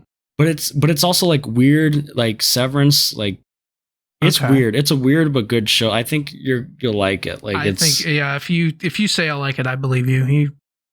You haven't led me astray. You'll like it, and the acting's really good, and I like how it's an anthology series. So like, the first season's at a hotel. I think they're at a hotel in like Hawaii. Like they're all White Lotus hotels. Okay. But then the second season is like a hotel in Paris. Okay. And there's some characters that like you see in both seasons, like going to that other hotel, but most of the cast is like a new cast. So it's the same universe, but just different cast. Interesting. Different hotels. And like in this third season, I believe and each season has a theme. So like season 1, like so season 1's only 6 episodes. So 6 you can look that up. Then 7, then 8. Yeah. So what I like about White Lotus is it's like satire. It's almost like satire in a sense, but like season 1 as a theme. Does it say satire? Satirical comedy drama. Yeah. Interesting. Yeah. So like it starts off like in the first scene, you see like someone dead at the hotel. Gotcha. And then like you don't know like who did, and then it just flashes like to 1 week before, and then you follow like 4 or 5 different groups. Like just on vacation, right? And kind of interacting and stuff. And then like you slowly start to see like, oh, how did it get to that point where someone was, and you don't know like who was murdered. So you're kind of guessing what one of these people are. It's made by the guy from School of Rock. That's hilarious. I did not know that. I clicked on him. I'm like, wait, I know that guy. I did not know that. That's funny. But I like it because each season has a central theme, and they don't say the theme, but I heard the director talking like season 1, it's like greed, like money. So you'll notice throughout the season, like the theme is kind of like money. Season 2 is like sex, like it's like greed and sex, and then season 3 is like the main themes, like I think the director said like religion. So it kind of each season kind of plays off those themes. Oh, that's cool. So which they don't say it, which I like. It's more for you to figure it out. But cool. Yeah. I think you'll like it. You'll like it. And season 3 comes. I don't know when season 3 comes out. Does it say on there? Today. Oh shit! Today. Sweet. Yeah. I don't expect you to finish it, in a week. But whenever you do, we can talk about it. Yeah. Cool. But you'll like it. It's good. It's probably one of my top shows on HBO in the sense of like that's not tied to like an existing like franchise, like House of Dragon or something. Yeah. Cool. So, yeah, I'll definitely watch that. I know I got so many shows, dude, because we got Invincible, which I didn't even know that was freaking back. Did you? You didn't either? No. I saw nothing about that, dude. Me neither. You texted me, and I saw, there's no way. What the heck? Yeah. I saw like one review on IGN. I'm like, wait a second, this is back? I saw no trailers. I heard nothing about it. And from the reviews I'm reading, it has almost as good reviews as season 1, better than season 2. Wow. So Nice. Very cool. So, but anywho, all right, let's do this. Let's get into this. Let's play Guess the Game. So we're going to be guessing games from screenshots. If we get the series, but not the exact right game, the number will turn gold. Alex, do you have any clue what this very dark picture is? I don't know. This looks like Star Warsy. Could be. I was thinking Mass Effect maybe too, but maybe Mass Effect. It's really hard to tell. I don't know. Maybe it's Mass Effect Andromeda. Let's do Mass Effect Andromeda. Just see what the next one is. Okay, definitely not. 78%. Could this be? Oh, this almost looks like Rayman or something. I can see that. Cartoony, but I don't know if you have a better guess. There's a what's it called? It's called what about that? What about that Immortals? Have you heard of that? Immortals Phoenix Rising? That kind of has the cartoony. I don't know if it's that, but it has a similar like Immortal. Yeah, I've heard of it. I don't know much about it. I've kind of wanted to try it though. Let's see. Yeah. Nope. It's Linux, definitely PC, the same style. PS4, Xbox One.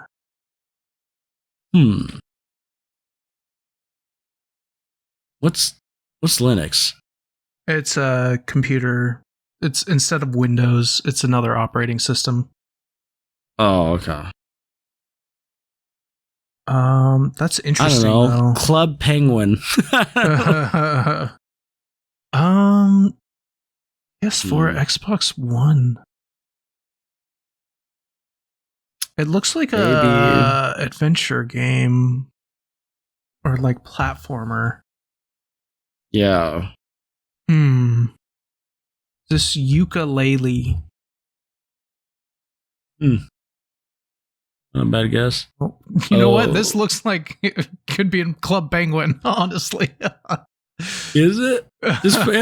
Dude, if it's Club Penguin, I swear to God. I don't think it is, but let's do it. That'd be hilarious. Elite Penguin Force. 2019. I do not recognize that character. Me neither. 2019. Maybe interesting. Maybe so it's like it looks kind of like a Japanese or something. Yeah. I don't know, man. We're gonna go Shin Megami Tensei Strange Journey Redux. Lab Zero Games. Lab Zero Games. I've heard of them. I feel like I've seen this character before. Oh, what's that? Star Ocean or something? Oh, I've heard of that. But I have no idea which one it would be. I don't know. Let's just see. I don't know this game for sure, so... Indivisible. Yeah. Okay, I've not even heard of that. I have not either. Okay. Yep. Play previous days. Keep a tally of how many we've done. Alright, where were we before? Here. 672. Okay, Alex, this looks a little familiar, but I can't place it. Do you have a guess? That looks very familiar. Oh,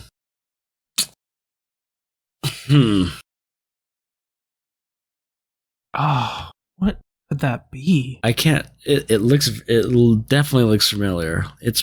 Is it?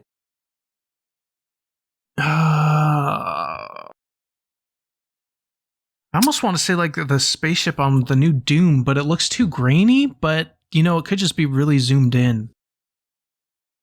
It could be. We've had that before. Was that just called Doom? Or maybe it's Doom Eternal. Let's try Doom Eternal. Isn't that the second one? Yeah, well, but that one I think you are on the spaceship at the start. Okay, yeah, I don't know. Okay, it's not. And it only has a 61%, so not that great. Whoa, okay, what is that light down? Looks like some coral or something. Is this like a perfect dark or something? Oh. You're like Perfect Dark Zero, maybe? Yeah, let's try it. PSP. Oh, PSP. no. Oh, no. Oh, man. Brandon had PSP before. Let me think of some games. Games that he had. Just on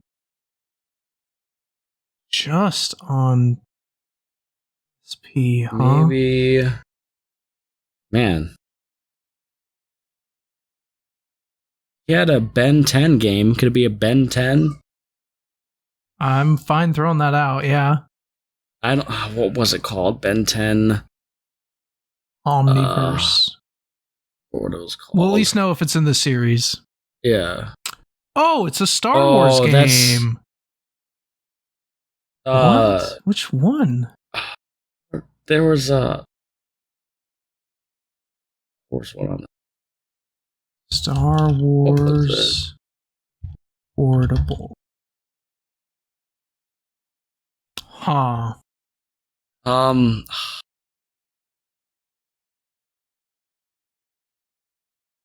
Didn't they? Oh, so it's PSP only. Yeah, action adventure third person.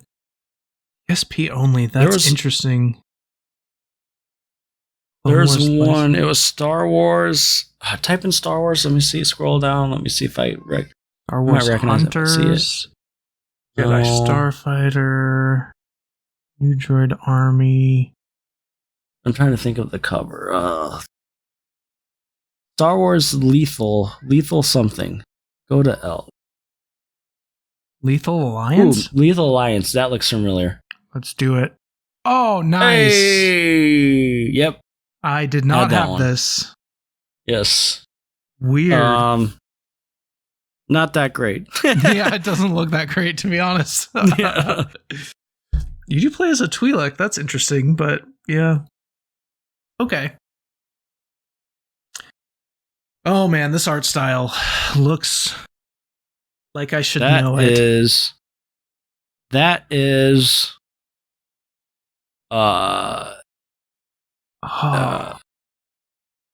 look, the art style looks familiar. Jet Set Radio. Oh man. It's not that. What could this be? It's WarioWare.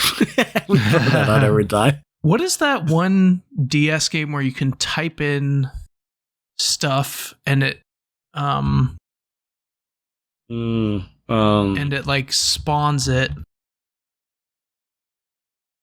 I know what you're talking about. What is that called? Scribble knots or something. Scribble knots? Yeah. Scribble knots? Yeah. We had that. You had that before, didn't you? Yeah, Those are pretty fun games. Let's see if it's that. Ooh, it's not. Is this a mobile game? 3 gold. WarioWare. Wario likes gold. Okay, we'll throw out your favorite guess. It's not going to be that because it wouldn't have no score. No, that's true. I want to throw it out. Oh, this is a mobile game. It looks familiar too. Browser, mobile, PC. I have no clue. Kitten Cannon. Kitten Cannon. What is that? That's a Flash game. It's old. Bloons. That's on. They have that on. Oh, this is Super Auto Pets. I have no clue what that is. I'm pretty sure. Yeah, Auto Battler. This is Super Auto Pets. Yeah. What is that? How have you heard of this? I've seen people play this. I've never tried it, but you like set up your team, you give them like buffs, and then they fight against the other team. Interesting. Yeah. Woo, got it. Well, thank you for hearing about mobile games. Okay. This is Kingdom Come Deliverance. No, it looks too This kind of looks like the new Prince of Persia game, the 2D one. Yeah. Prince of Persia, Fallen. Was it the Lost Crown? Lost Crown. Yeah, let's try it. It might not. Oh, dude! Hey! Wow, nailed it on the first try. I haven't even played that game, but I've wanted to. Yeah, it looks cool. I definitely want to try that one. Yeah. Nice. Very nice. Oh, I love it when we get it on the first try. I know. Okay. This is...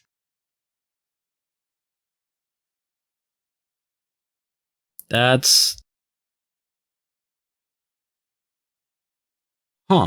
This is... The Witcher. High on Life. High on Life. I just started playing that. It's probably not. Ziegler. Is that Square? Is that PlayStation? It looks like no ammo symbol.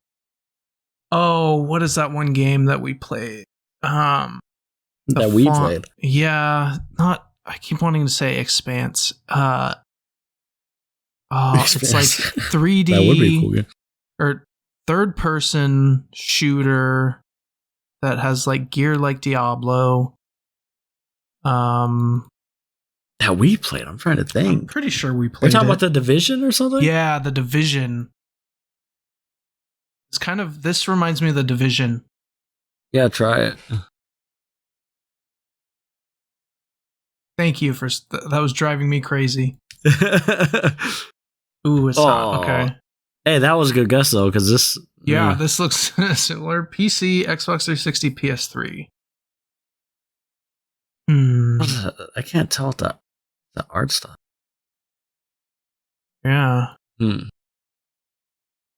Is this like a Metro game? Oh yeah, maybe. No clue which one. I don't even know which one's first, second, third. No, it's a shooter. Is this Wolfenstein or something? I don't know what that second picture though. I don't think so. No, those look like modern. Yeah. PS3. What systems was it on? Xbox 360 and PS3. Shooter. I don't know. I'm trying to think of.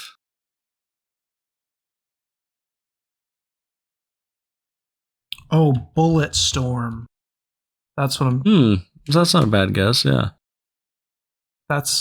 I don't really know much about that game, but it was around then. 2011. 2011 shooter. Is this like something like that art style? I can't tell with that art style. Yeah.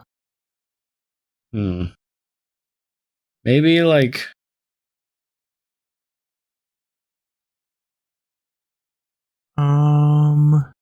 What about like the Dos Ex games? Maybe. That could be. I don't know which one came. In 2011? Maybe. I think so. That looks familiar. Ooh. Thought that could have been it. Oh, man. I don't know this game. Is it just like some like Medal of Honor or something? Just some random. Is it? Or maybe like what about like Resistance or something? Resistance, I think, is only on PlayStation. Oh, is it? Okay. I'm just trying to think of like shooters from then. The only thing I can think of is maybe it's like some like Medal of Honor or some like random Ghost Recon or something. Future for Medal of Honor. Maybe like a Ghost Recon. Maybe. It doesn't look like I haven't played all the Ghost Recon games, though. Yeah, I don't know.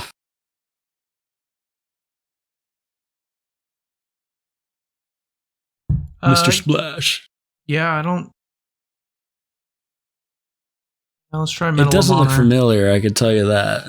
Yeah. Let's see if there's a future-y one.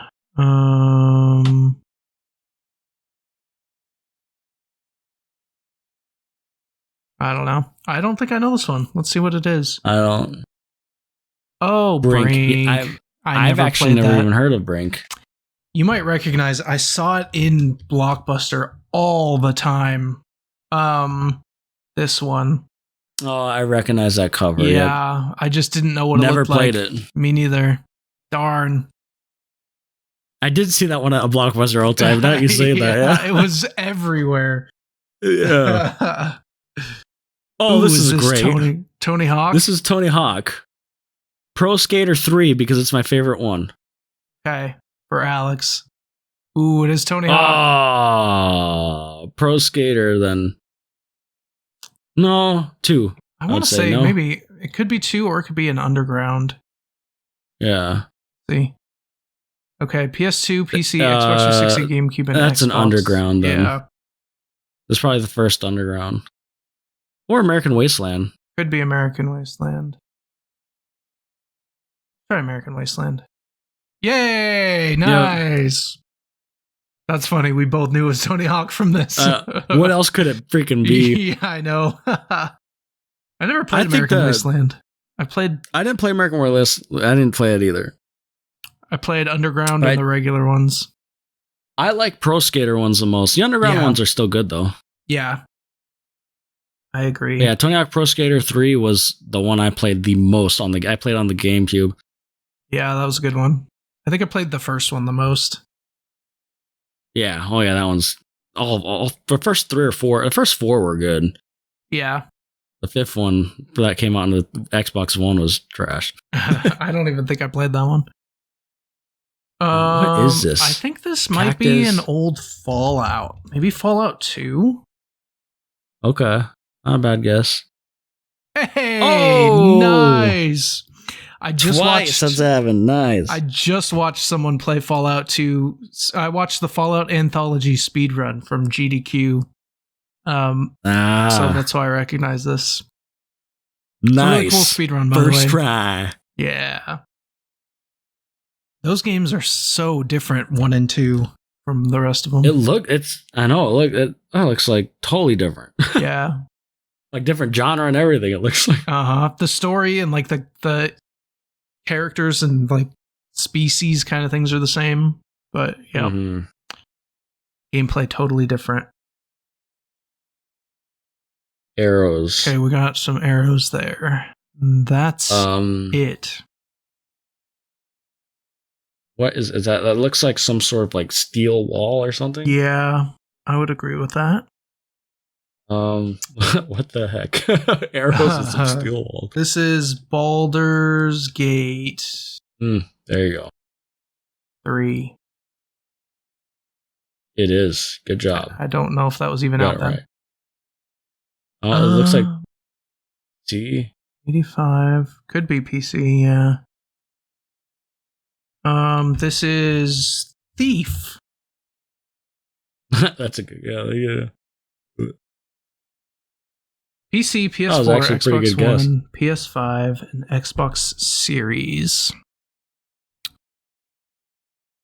Thief was a good guess, actually. Not good enough. Nope. Huh. This is Elder Scrolls Online. Oh, maybe. I was thinking Skyrim, but it didn't look like Skyrim. Yeah, let's try it.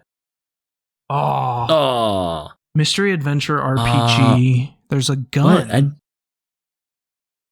I do not recognize this. Maybe this is We Lucky Few? Now, what is that called? I thought it was called We Lucky Few. Yeah, they just don't have it on here. It is called, or no, We Happy Few. Oh, We Happy. We Happy Few. Let's try it. I don't know. I'm pretty sure there's guns in that game. Ooh, 2021. That marker looks familiar. Yeah, 2021. Oh, is it 2021? So that does look familiar. It's so weird though, because it's so different. Like each picture is so different. It's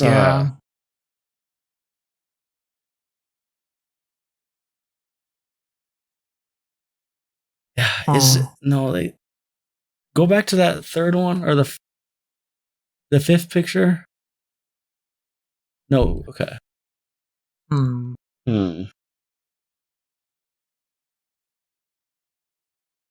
It looks kind of familiar. Yeah, it does. Almost looks like Dragon Age Inquisition, but that wasn't 2021. Oh. What about? I think. Have you heard of the game? I don't know if it's on all systems. Have you heard of the games The Medium? No. It kind of gives me that vibe, but I don't know. I don't know if that's just on PS5 or if that's on other systems. Well, I don't have a better guess, so. Okay. Ooh, Modern Storyteller. Limited. Oh, I know this game. Yeah. I know it. What's it called? The Forgotten City. Yes. I've wanted to play this game. Yes. Yeah. I was thinking the same thing because I've wanted to play this game too. Uh-huh. Okay, let's see. Yeah, we both thought it at the same time. I just could not remember the name. Thank you. Yep. Oh. Yeah, it looks cool. It seems like an interesting game. Yeah. All right, 2 more. All right. This is Alan Wake 2. No, it's too cartoony. Sometimes us just throwing something out real quick, instinct, it works. That's Metro. I don't know. Sure. See what the next one is. I see a big pipe. 79%.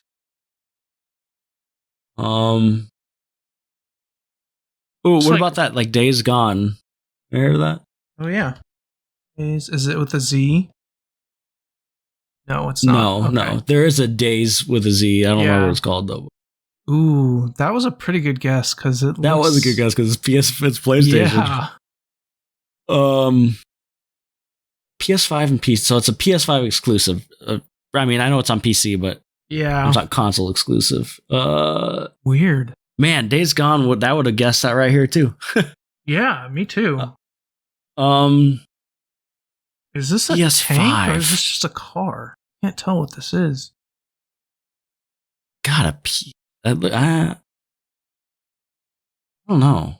It looks like a car. Well, at least with the front, with the little thing. A PS5 game. Watch, it's gonna be something obvious. Yeah. Maybe. No, there hasn't been any on PS5.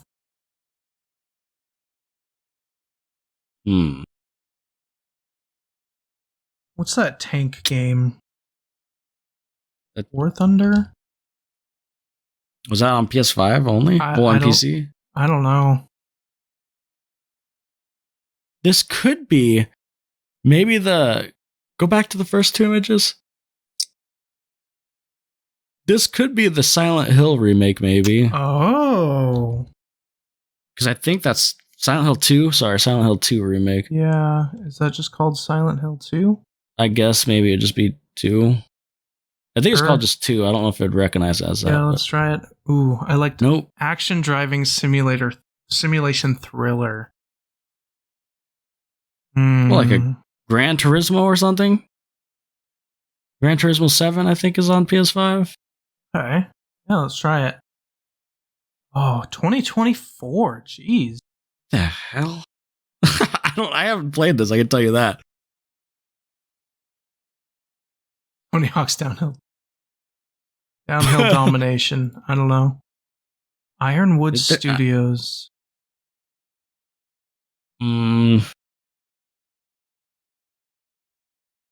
Yeah, man, I don't recognize this one. Yeah, me neither. Driving Simulator. Yeah, I don't know, man. This is Race Driver Grid. Pacific Drive. I was pretty close with Driver, honestly. You actually, not bad. Okay. Yeah, I've not even heard of that. I haven't either. Weird. Okay. Interesting. Let's try and get one more right. This is Subnautica.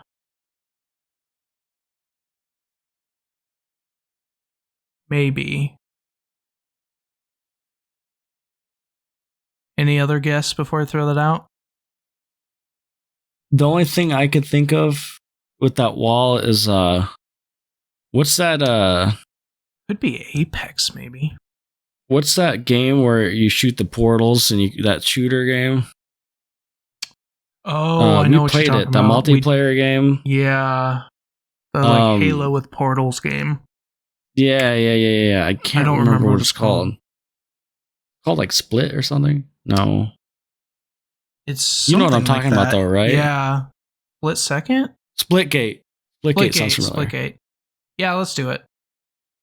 Because that does kind of look like what you put the portals on. You shoot the portal on. Yeah. Oh, hey! What a guess. Nice. I'm glad I didn't just send Subnautica. Yeah. Yeah, that's totally what it is, what you put the portals on. Good eye. Woo, it's a good one to end on. Yes, it was. Very nice. Yeah, if I wouldn't have seen that wall you shoot the portal on, I wouldn't have obviously been able to guess it. Yep. That was a pretty fun game. We didn't play it that much. But it was a fun one. I did read they're coming out with the second one. Oh, okay. And I think Splitgate 2, let me look it up. Yeah, Splitgate 2 is actually it releases in 10 days. Oh, weird. Yeah, it's February 27th. But cool. I was reading that Splitgate 2 is kind of the game they wanted. I feel like maybe it's the game they wanted to make, right? I don't know. Like, I see, yeah. But who knows? We'll see. I'm definitely gonna try it. It's gonna be free to play, so yeah. All right, we're still at 73% win percentage. That's not bad, huh? Let's see. We missed the first one, and then let's see. We here. Yeah. So then we got. Yep. 1, 2, 3. We missed. Brink. 4, 5, 6, 7. We missed Brink, Pacific Drive, and then the very first one, Indivisible. So we got 7 out of 10. Those are 3 games. Well, two games I haven't heard of. Brink I've heard of. Brink I've heard of, but have not played. So I'd say we did pretty good. Yeah, not bad. Oh, these are fun. I like these. Yeah. Yep, very fun. All right. So we're almost at about 2 hours. Real quick, where are you, or how far are you in Kingdom Come? I've played about 15 hours, but I haven't even gone to the wedding yet. Okay, yeah, I just went to the wedding, so yeah, I've probably played 20. Tiffany's watching me play too, so we've been playing that a lot. She I was like getting mud and like learning the Master Strike, and that completely changed combat for me. I really like that. Oh, it did for sure. But my biggest thing is like I was trying to play Too Goody Two Shoe, but now, dude, at night I rob everything. Tiffany won't let me do that. And, dude, I am so rich. Nice. How much groschen do you have? Right now, well, I just repaired armor and I bought things. Yeah. But like I was maybe 10 hours in the game. I had like 1,000 something. Nice. And I mean, that's just I did 2 nights of just raiding everyone's house. And then obviously you have to wait like a couple nights to get the steel icon off. Yep. We got like 3,000 groschen just from like finding bandits and killing them. Yeah. Yeah. Well, see, I haven't done any. Like I've mostly like I was trying to build up my armor, my weapons, and then get mud and then learn Master Trick. So I haven't done a lot of quests yet. Okay. Yeah. I've mainly been kind of just exploring the world. Yeah, it's really fun. I like this game a lot. Yeah, and it's so peaceful. Like I was playing the other day, and like I'm just like in some grass fields, like with forest surrounding me, and I just hear birds. It's like a sunny day in the game. Like I feel like I'm there. I'm like, oh. Yeah, it's a beautiful game. Yeah. Dude, you need to steal stuff, man. Tell Tiffany you need to steal stuff. Dude, I stole I have stolen a couple things, but she doesn't like it. You know how much like recipes I've stolen? Like I found some dude in the forest near the castle actually. And he was selling like all these different recipes. Recipe books. Okay. Like, and they're, selling it for like, there's like 15 of them for all this. And then I just literally waited till midnight or whatever, snuck in there, stole all those recipes. Oh, that's funny. And I read them right away because I'm not selling them. And now I have all those things just trying to sell me for free. Nice. That's cool. Oh, if I ever do a second playthrough, my guy's going to be a thief for sure. Yeah. Oh, it's like, I started as I'm an advisor. Yeah, me too. Yeah. And like, so I'm doing everything charisma, man. Yep, same. So like, I'm talking my way through things, but like secretly I'm a thief, but like I have a front, man. That's People funny. trust me. They shouldn't, but they trust me. Have you done much lockpicking? Yes, I have. I've had to. Yeah, for sure. I found something that helped me with lockpicking so much. What? Because I was having trouble doing a hard lockpicking thing, and I finally found this out. If you go into settings under controller, there's a 20% like dead zone buffer thing. You should turn that off. It makes lockpicking so much easier. Ooh, that's a good... Okay, I'm going to do that. Yeah. Because... Just turn it down to 0. Because I've been almost setting my controller down and using my thumb and my pointing finger to I do that too. I do thumb because I can't just do it like holding a controller normally. I can't. Yeah. And like what I was finding is like when it would get to a cardinal direction, it would just stop for a little bit. And that's the dead zone that it adds in. So just take that out and it'll actually go where you point it. Yeah. Interesting. I'm gonna do that right away, right when I turn it on, because that's the thing. I do not like the lockpicking in this game, but the more I've done it, the more I've gotten used to it. But now that you add that tip too, it completely changes it. Like I was able to do that hard lockpicking. It still was hard because my guy's not very good at lockpicking, but it made it doable. Yeah, you know what this game reminds?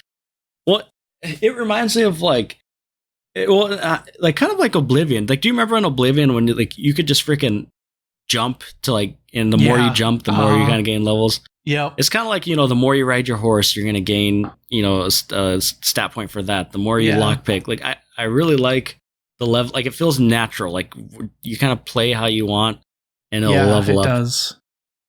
But like, more like really lifelike. What's it? More like a simulation than like. Yes, exactly. Yeah, exactly. That's what I mean. Like it reminds me of Oblivion, but like not at the same time. Yeah. Mm-hmm. But yeah, because I've been lockpicking.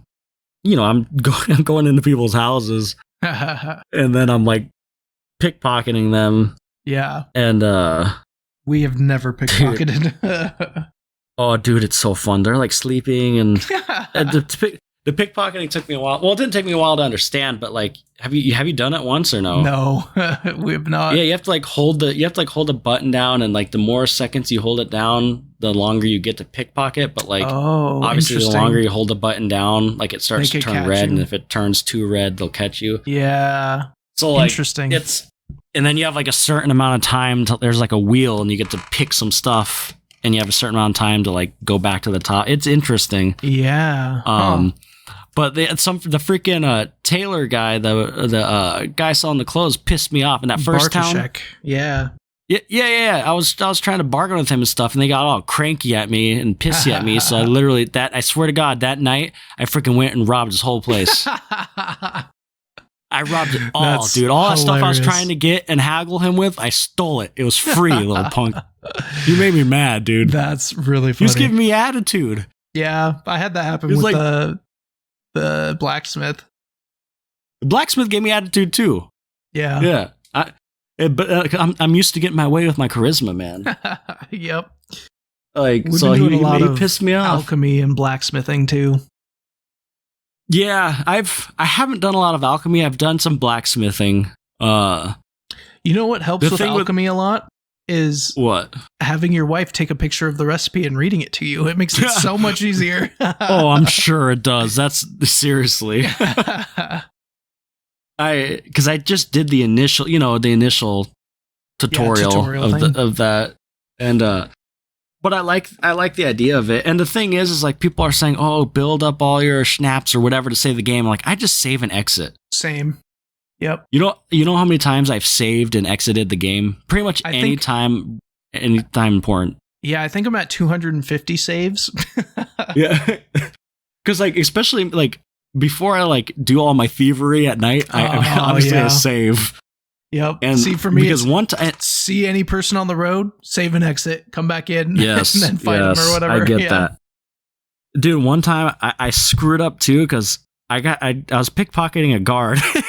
And I was stupid because I messed up, but I clicked save and exit. I didn't click load. Yeah. And so I saved it in the middle of me being caught. That sucks. And it pissed me off because it honestly set me back like an hour of like real life time to try to like get everything back to normal. Oh, dude, like one little mess up like that.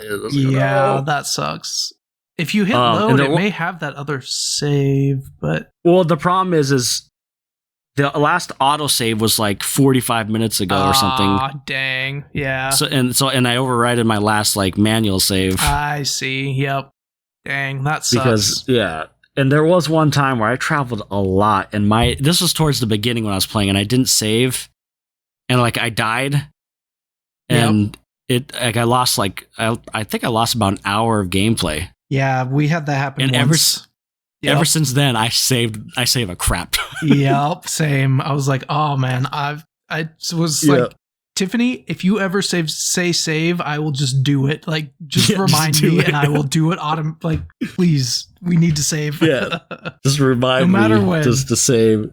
Yep. But yeah, I'm loving it. It's giving me the vibe of Baldur's Gate, but like different style game, you know? Yeah, but just how much there is to do. And like how much freedom, like you could really do whatever you want, and just the dialogue everywhere. And it's as of right now, this game for me is a 10 out of 10. I'm having so much fun.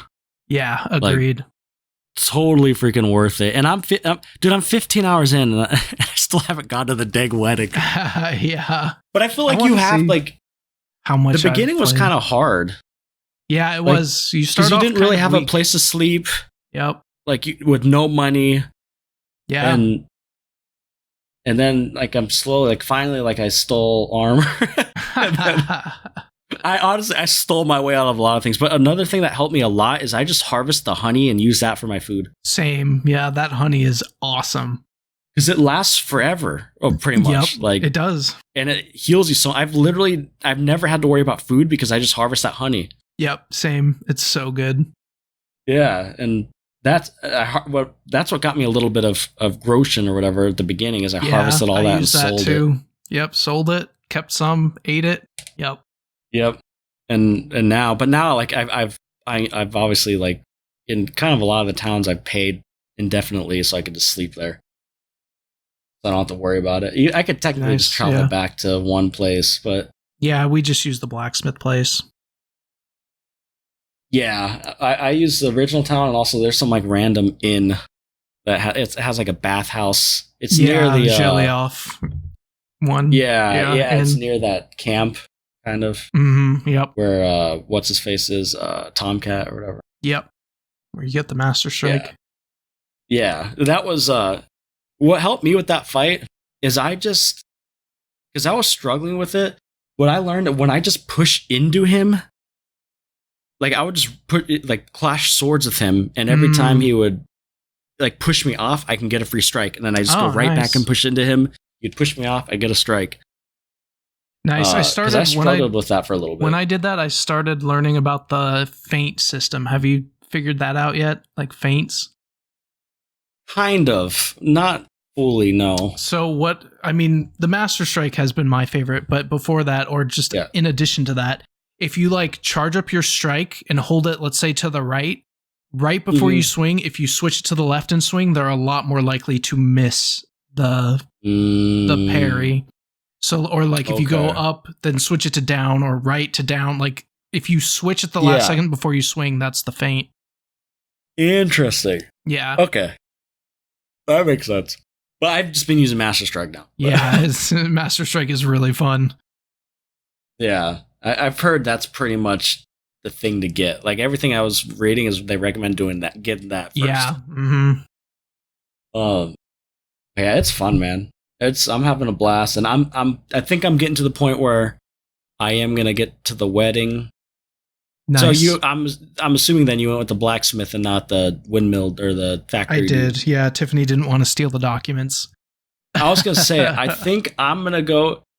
A lot of people recommend doing the blacksmith just because of the experience with that, but I kind of want to get the it sounds like your character points. would do the miller one more. Yeah. Yeah. Dude, you gotta do it. It's so fun, man. And you know what the great thing is like, do it to people who piss you off, like that freaking Taylor guy. That's giving funny. me no ad. Like I wasn't even trying to bargain that much, and then I couldn't even like trade stuff with him. He was that pissed off with me. Jeez. Like he literally, like I tried to, after that I'm like, fine, whatever. I'm just gonna trade some things, and he's like, come back later for this. I'm like, oh. Like a tutorial thing popped up and literally said you need to let him cool down. Yeah, I had that with the blacksmith. Yep, that's funny. And I'm like, screw you. You can cool down in your sleep because I'm still in your crap. That's funny. Yeah, so I'm a very chivalrous, charming thief guy during day. Yeah, it's your thief. Yeah, exactly. It's so great. I get the best of both worlds, man. I can talk my way out of things, and I just steal things if I don't get what I want. That's really funny. I love how you could just play however. That's awesome. Yeah. That's true. Like you're hardly stealing, and you're still getting a ton of money and all that too. So it's like just different ways to play. Yep. But I usually always play the goody two shoe guy, so I'm kind of having fun being like, yeah, it does sound kind fun. of both. It sounds really like fun. I'm kind of both. Like I still get the goody two shoe, like everyone loves me still, but like little do they know. Yep. Little do they know I'm gonna steal from you. Oh, it's great. I've gotten lazy though. I've used all my money a lot to repair my stuff, which is why I don't have as much. I should just fix it myself. What I do is, when I go to the blacksmith, I'll like sell anything that I have gotten from like killing bandits or whatever, and then also buy the blacksmith kit and the other kits. And then normally you still get some money, but you just subtract the blacksmith kits and stuff, and then just use the kits.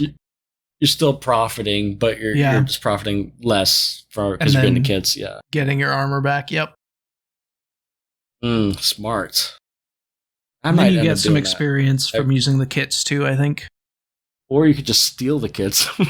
That's true. You could just steal the kits.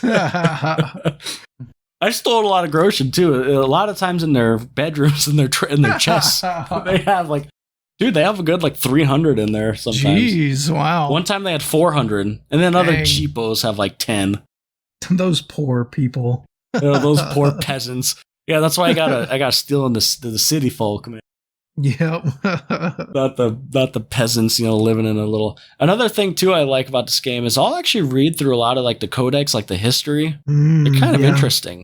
Yeah. Like, little snippets they have of I don't know, just things from this time. I don't know if you've looked through any of those, but a little bit. Yeah, it is cool. It's I like the setting and stuff, yeah. Yeah. But yeah, I'm glad I got it. It's been fun. I've really enjoyed it. It's the first time. It's really fun. Well, it's like I said, since Baldur's Gate, where I've gotten it does a good job with immersing you in the world. Yeah. And me, sure. I'm not like, I like RPGs, but I just don't like, I get bored of RPGs a lot, but this one so far. Yeah. I mean, I'm barely scratching the surface. I mean, I have 15 hours. I feel like I've done nothing. That's awesome though. Yeah. Did you find that there's a quest to find that old lady's daughter? Have you done that one? Mm-hmm. Yep. That's the one I'm doing right now. Yeah, that's a good quest. And then there's another quest too. What was it? I have there's 10 side quests I have. Yeah, there's a lot. I need to. There was one other interesting one that sounded fun. I forgot what it was. But yeah, I don't want to. Anywho. Yeah. Oh, that game is so good. I'm excited to get to the next area. Yeah, and the cutscenes are really honestly the cutscenes are the main story is good too. Even when I found Mutt, spoiler alert if you haven't played it, when you find Mutt and all the wolves are kind of surrounding you, it was pretty intense. Yeah, it was. They do have some good cutscenes for sure. Yeah, I feel like it's because I'm so immersed in the world that everything feels heightened. Yeah, could be. But even at the beginning with his friend, who's Henry's friend? Capon guy. Yeah, the main prince guy or whoever he is. Yeah, that homeboy, he was pissing me off. Yeah, I'm dude, put in some work. I told him to come pick the freaking flower with me. He's I don't do that.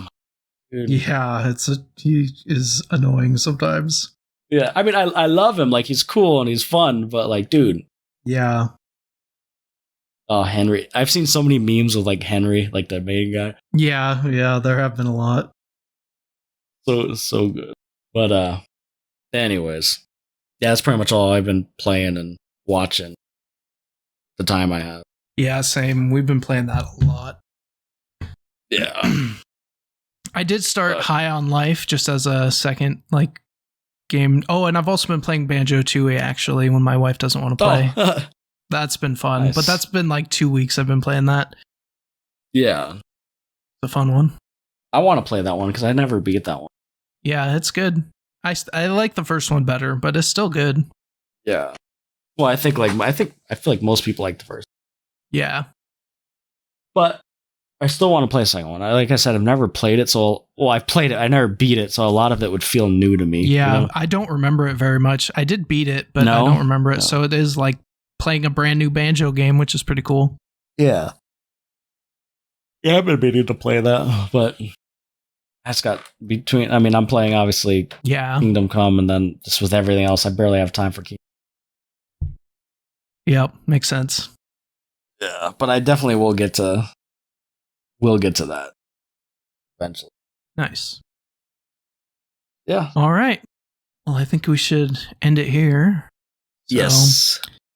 Thanks everyone for joining us on this episode 52 of VGA Podcast, and we will talk to you next week. Peace.